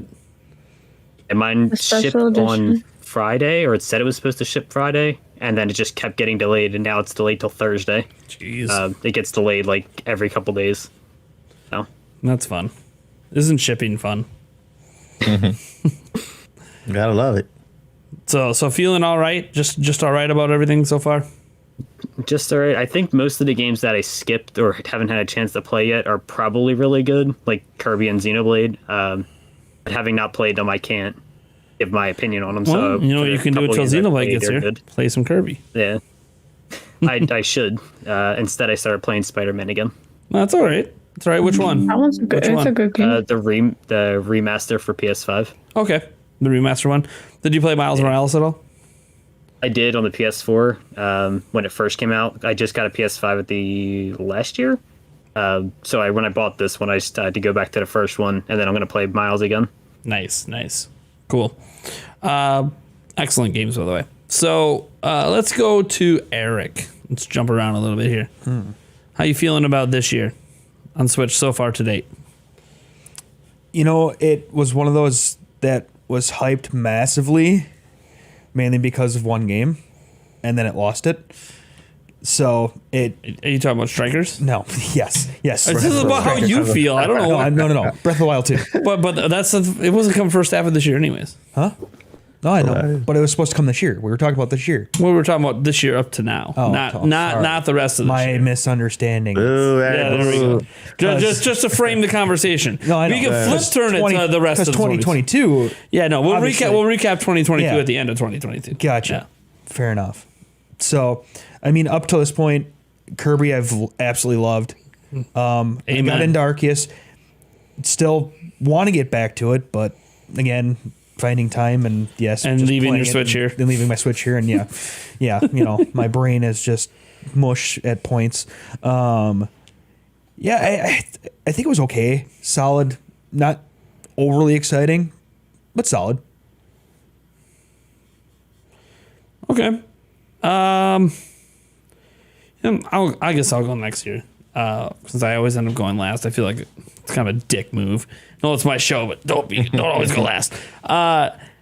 So I think this year was, you know, gotta think like all the games that we got. I mean, if you just look at, you know, mostly system exclusive games, you know, you end up obviously with Legends Arceus and Kirby, Switch Sports, Mario Strikers, Fire Emblem Three Hopes, the Warriors game, not Three Hopes, sorry, Fire Emblem Warriors Three Hopes, and you know, Live Alive, Xenoblade 3. It's a pretty good lineup. I think the one thing missing is a big seller outside of January, but it's hard for me to be mad about that when we have Xenoblade, or not Xenoblade 3, Splatoon 3 coming up. That's going to be a big seller. Another Pokemon game coming up, that's going to be a big seller. So I think that it was actually probably one of the better first halves. Like when I think back to like 2019, there was hardly anything to play in the first half. But everyone remembers 2019 fondly because 2019 had a banger final 5 months of the year, which just hit after hit after hit after hit. So people remember 2019 fondly, forgetting that it didn't really start that strong. And 2018, for the most part, was kind of a dry year, but people remember it fondly because it ended with Super Smash Brothers. So sometimes people remember a year for how it ended and forget how everything started. And I do think Switch had a nice quote. I think there was a really nice start to this year. Clearly, Legends Arceus. No one's even talking about it right now, and that was such a great start to the year. And Kirby, I think, was a really, really interesting start. But it feels weird because since those couple of games, a lot of games have sort of felt like letdowns. Like Switch Sports could be more than it is, but it's not. So it just kind of feels like it's halfway there. Mario Strikers, amazing gameplay, still just kind of feels like it's halfway there. It's just not quite as good as it probably should be. But then we get to the last couple of releases. The Fire Emblem Warriors Three Hopes game. It's actually pretty good. People aren't really talking about it, but it's actually pretty good. Live Alive was a really good game back in the day, and everyone's saying it's a really good game right now. Xenoblade Chronicles 3, one of the highest rated games of the year. So they kind of came back around to releasing a bunch of really, really high quality games on Switch. And when I say they, I just mean all game developers. I'm not just focused on just Nintendo. So it kind of feels like so far it's been sort of an up and down first half, but it almost feels like there's probably been more ups than downs. So I would honestly say this is not as good as like the first half of 2017, which how are you going to beat Zelda and Splatoon and Mario Kart and all that? Like at the first, like that's just, I'm sorry, that's an insane start to any year. I don't know if we'll ever have a start quite like that. But when I looked at all the other years, like the start of 2018 wasn't that great. The start to 2019 wasn't that great. The start to 2020, I mean, it's Animal Crossing. And then does anyone remember anything else that came out? Probably not. There's probably a lot of games that I just can't remember. You know, 2021, we had Bowser's Fury. And then now there's other games, of course.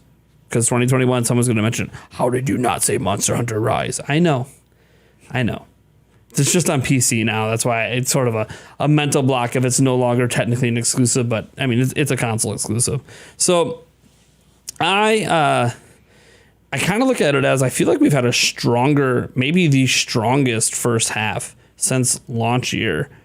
So it's hard for me to really complain too much about it when there's that many exclusives in the first half of the year. I don't know any other platform. Is there any other platform besides PC with a bunch of indie exclusives getting that many exclusives in the first half of the year? And it's a wide variety of games. Like they're touching on like everything.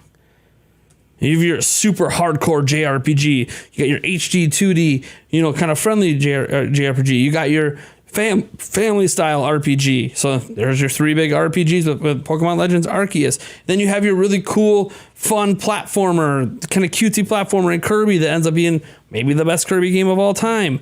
Then you got your family sports games fitting in there with Switch Sports and your Mario Strikers. Then you got your hardcore hack and slash with Fire Emblem Warriors, Three Hopes. Like, they're not hitting every genre, but they hit quite a few of them at the start of the year. So TMNT and TMNT and all the, and by the way, triangle strategy too at the beginning, triangle strategy as well. Of the year. So I wasn't really getting it. Like, TMNT is not exclusive, so I wasn't really getting into that. Yeah. But it's on Switch. Yes. There's a lot of good games on Switch. Affect the So, and I know we often focus on the exclusives, but there's a lot of third party games as well. We didn't get Elden Ring. I know. What do you want me to do about it? I don't work for them. I don't make those decisions. But what I will say is this is a really strong first half of the year. I find, as much as I might have been critical about individual games, I also praised individual games. I've been doing nothing but praising Xenoblade 3. I haven't said a bad thing about Legends Arceus in ages. It's nothing but positivity. Kirby, I don't think I have a bad thing I can say about Kirby, other than I want more of it. Right. Announce some DLC. I love this so much. I want more. So I don't really have every game I'm critical of, there's all these other games I praise. So, and I can tell you this, for the last 6 months, I have been playing more Switch games than I have at any other period in Switch's life other than 2017. So I would say that makes this a pretty big W in my book. Like, this is a pretty good first half of the year. Now, my problem is I'm so biased that I say this assuming that Breath of the Wild 2 comes out in spring next year. I won't need any other game. And that'll automatically be my favorite 6 month period just because I got that. But again, that's always the super fan bias for one particular IP. I realize not everyone's going to want to play that. So then, is that really a strong first half if it's all they have? No, I'm sure Nintendo might have other games too, but I don't know. That's just my kind of thoughts on that. Do you have anything else you want to add, Eric, before we move on? No? Okay. I know you're doing some research over there. All right. Let's go to Mike. What are your thoughts on this first half of 2022? Well, you hit most of my points, but I'm going to go ahead and add more stuff. Basically, in my opinion, I think it's been a fire year, half of a year. Why? Because it's been one of the most diverse years when it comes to game releases that I've seen in a long time. Okay, everybody got their fix when it comes to what RPGs or adventure or Kirby type of games, platformers. I think that it's been a very good year for everybody. I mean, starting a year with Pokemon and then ending it with Pokemon. You know what I mean? Pokemon fans have to be happy with that. Even Triangle Strategy was pretty good. And then Switch Sports. Believe it or not, I loved it. And I know it's not for everybody because people tend to be picky and they tend to compare. But coming from a family, I played with my family with my girls. They loved it. They had the same exact experience they did with the Wii, and it's still a Friday night game here in the game room. So to me, that's a winner. Mario Strikers, I didn't get at all. Didn't even bother. But still, again, speaking for those who that's why you're not in my club. Yeah. Speaking for those who did and really did enjoy it, I'm not gonna stand here and say, oh, just because I didn't get it. Somebody out there, that's somebody's favorite game. You know what I mean? So it's been a very diverse, very good half of a year. Okay, and then of course the second half looks even better. I mean, I think I'm happy with the year. I have nothing really bad to say about the year at all. I wasn't even upset when they after they announced Pokemon Scarlet and Violet, when they delayed Breath of the Wild. Like, it's expected. Look at this year. At the beginning of the year, we were looking at this. And Eric, we were looking at this lineup like, what the heck is going on this year? The lineup is good, right? And halfway through, our opinions kind of vary depending on what game comes out and how they're received. But to me, it's still a pretty banger year. It's still half of a year. And, I have nothing but good things to say about it. To me, the diversity in games is great because at the end, Nintendo is appealing to the masses instead of just to one certain crowd. And yeah, I mean, I give it maybe an A. Yeah, I'm not gonna give it A+, but I'll give it an A for the first half of the year. There you go. Mandy? Oh, okay. So the best for last. I yeah. think. Well, I don't think we gotten adjusted yet, so I don't know about. Oh, Let's just. I did go. wait, what? He started. He did. Oh yeah, last. he started it. Sorry, it was like a half hour ago, And I was so the I only one forgot. I forgot. See, someone's Not a paying real- attention. Yeah. Everyone but me apparently is Yeah. paying attention. I'm drunk. I'm going home. Wait, I am. Wait. Yeah, right. Wait, you All right, go on. go ahead, Mandy. Well, I think the Switch lineup has been very, very good. Like I've never had a point where I had nothing to play. It's just nonstop, and I like a variety of games. So I'm just having fun with the games. I mean, the only downside is it's expensive, like really expensive. But the games have been really good. I've been enjoying a lot of them. And I knew Breath of the Wild was probably going to be delayed. And, it needs time. But we have other bangers.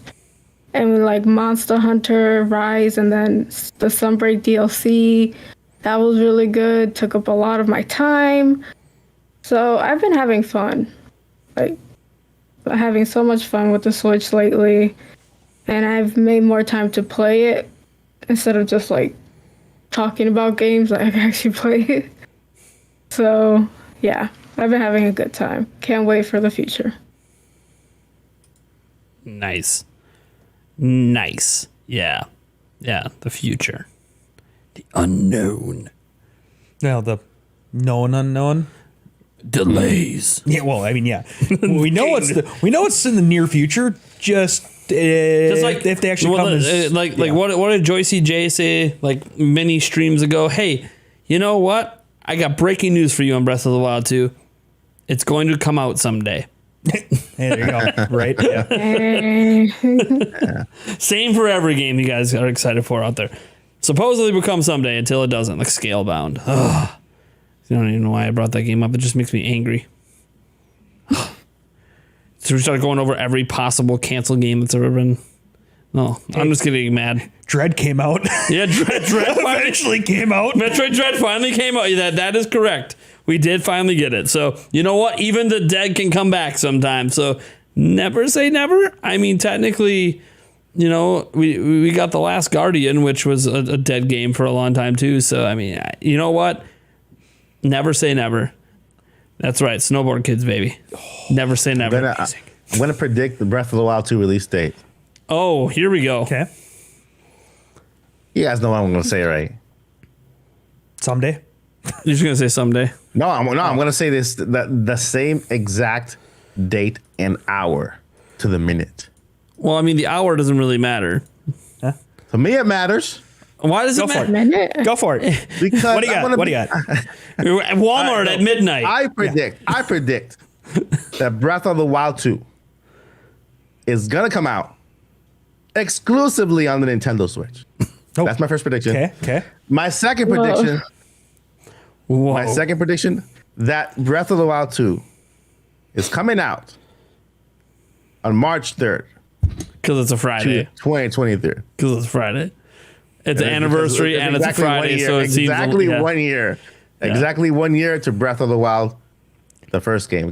I mean, they cannot miss that opportunity. Literally, it's not spring yet. It's not spring yet, right? Yeah. Still not. Yeah. Well, You're predicting they're going to release it before spring. That's bold.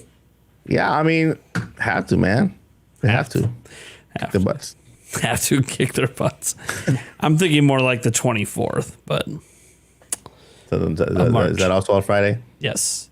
And it's technically in spring. And it would be the final, well, not the final Friday of their fiscal year, but the final one they can get a full weekend of sales in. You want to make a bet? A bet? If you win, I'll already have buy it you the right game. I buy you the game. If you win, you buy it from me. But I might want that collector's edition, bud. So, Pushing too hard, man. well, I'm just saying that. Is there It's not gonna be pushing. See, it's not pushing too far because I'm literally going to is buy the there? collector's edition.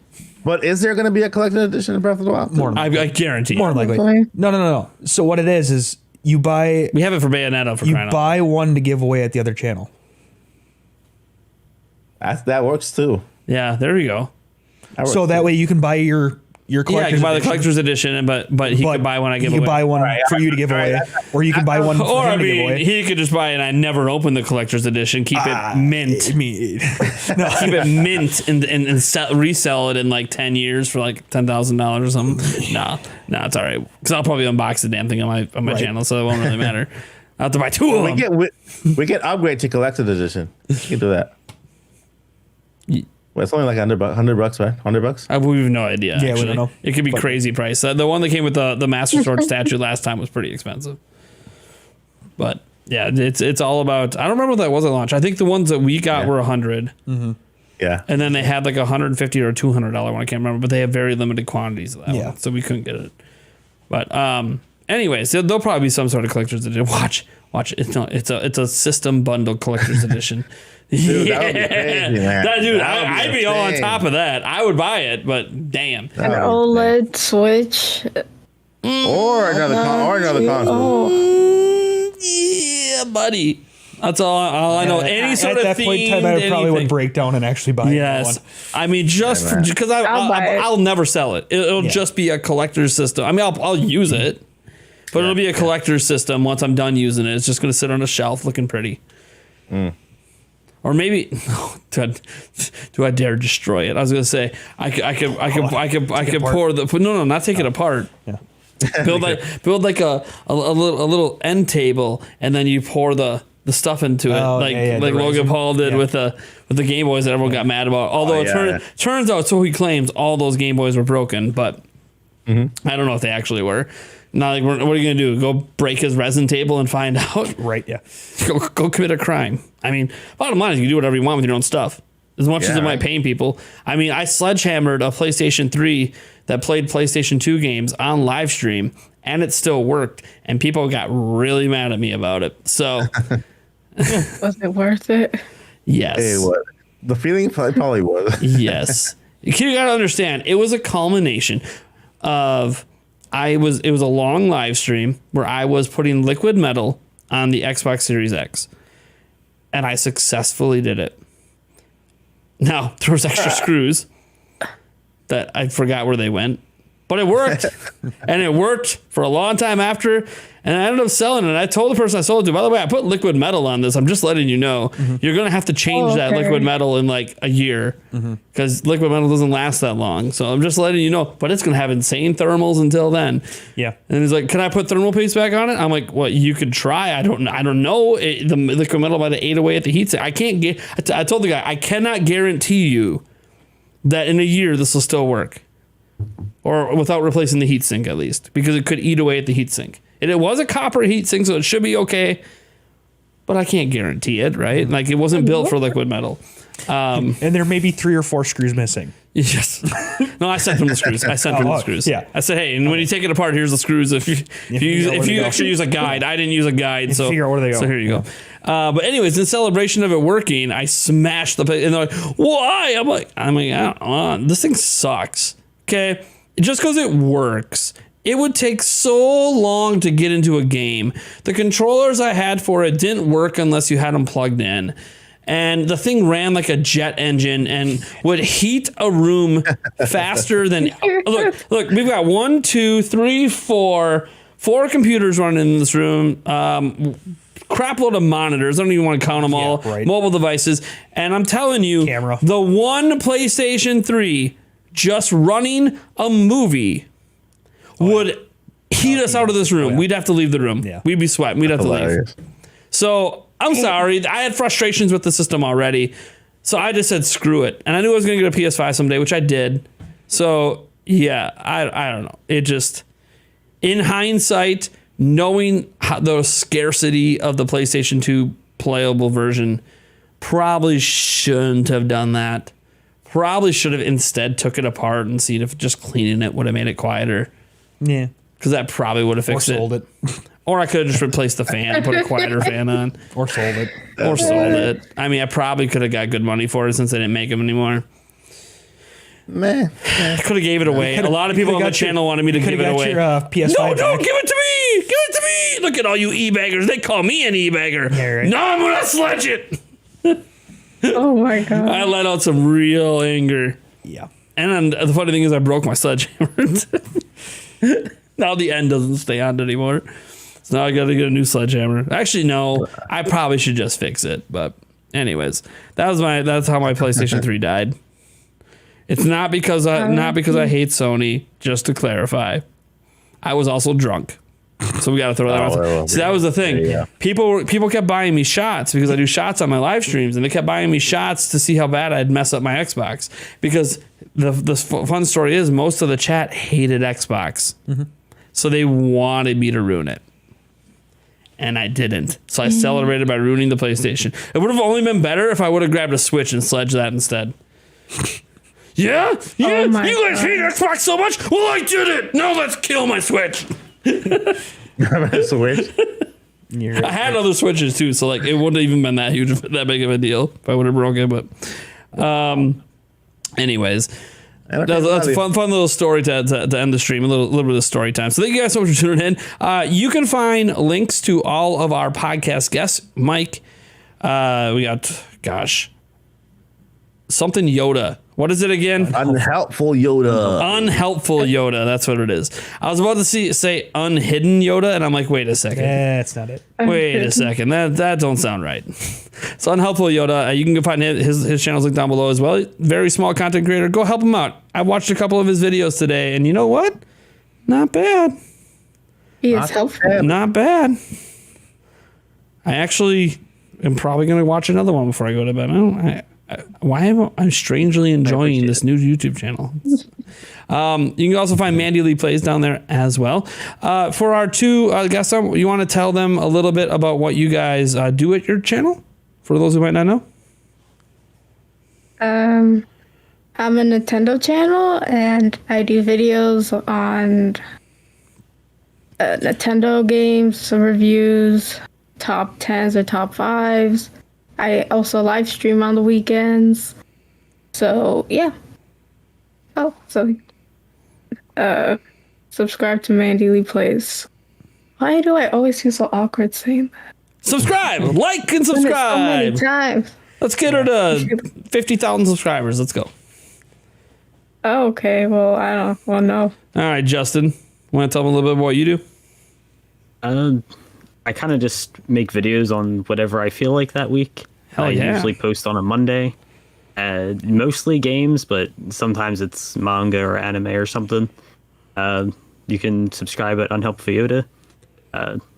Appreciate it. I get like 10 views a video, so 11 or 12 views would be fantastic. Heck yeah. Yeah, go check it out, guys. All right. Well, you guys have a good rest of your night. All of our listeners do as well. You can catch our podcast everywhere the podcasts are heard. We're on literally all of the major, podcast applications, including Apple, Google, Spotify. Those are like the three big ones, but there's a few other ones we're on as well. Go for on iHeart. We are not on iHeart, no. Yeah. iHeartRadio. No, we're not on iHeartRadio. Okay. No. Maybe someday, but we're not on there. We might also be on XM Radio someday. Oh. But we're not yet. We're not yet. I have some connections to get there, but we got to have a bit of a significantly bigger audience. Got invited. Yeah, and you got to be invited. Oh, yeah. That, and you can find our video version of the podcast after if you're listening to the audio version, you can find it at the Nintendo Prime Podcast YouTube channel. Just type Nintendo Prime Podcast into YouTube search and it'll pop up. I'll also put a link to it down in the audio description. If you are watching the live version or you're watching the live version after the fact, just know that this version will not stay live the moment that I actually get it uploaded over to the other channel. What you get in the benefits of the upload over there is you actually get the podcast intro, you get the podcast outro. You also typically get timestamps for the topics.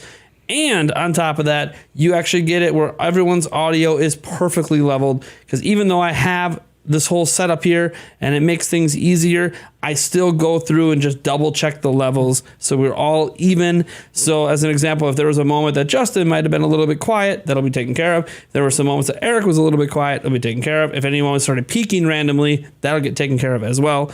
And I know there was something happening with Eric and I know what was happening. I'll talk to him about it off the live though. So thank you guys so much for tuning in. Like and subscribe, obviously, at Nintendo Prime. Eric, they can find you on Twitter. Yeah, Emo8790. That's it. But yeah, that's it. So the only place you can find him. Mike, where can they find you? They can find me at Mike Odyssey, Mike Odyssey YT, and Mike Odyssey YT on social media. And also at Nintopics podcast. Yeah. Every end of the month. So go catch the latest podcast with the voice actress of Rosalina.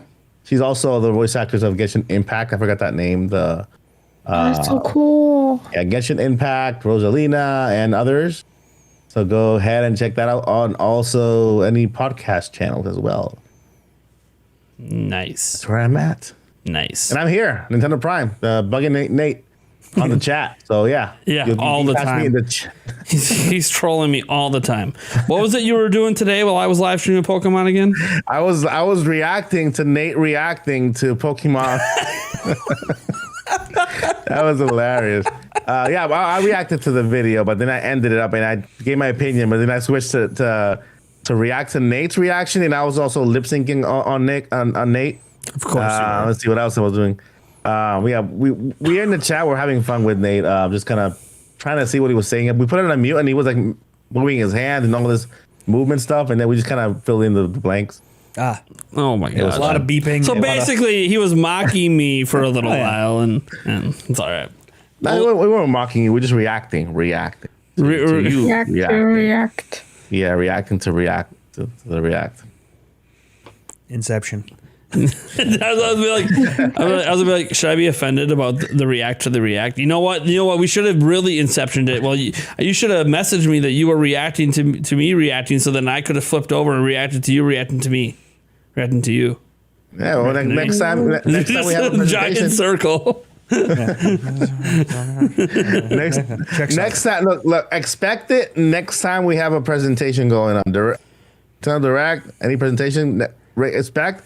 I'll react to whatever's reacting, but then I'll react to you reacting to whatever you're reacting to. Oh my God. It'll be like a never-ending show because, like, how do we stop when we just keep reacting to each other? All right. Well, thank you guys so much for tuning in.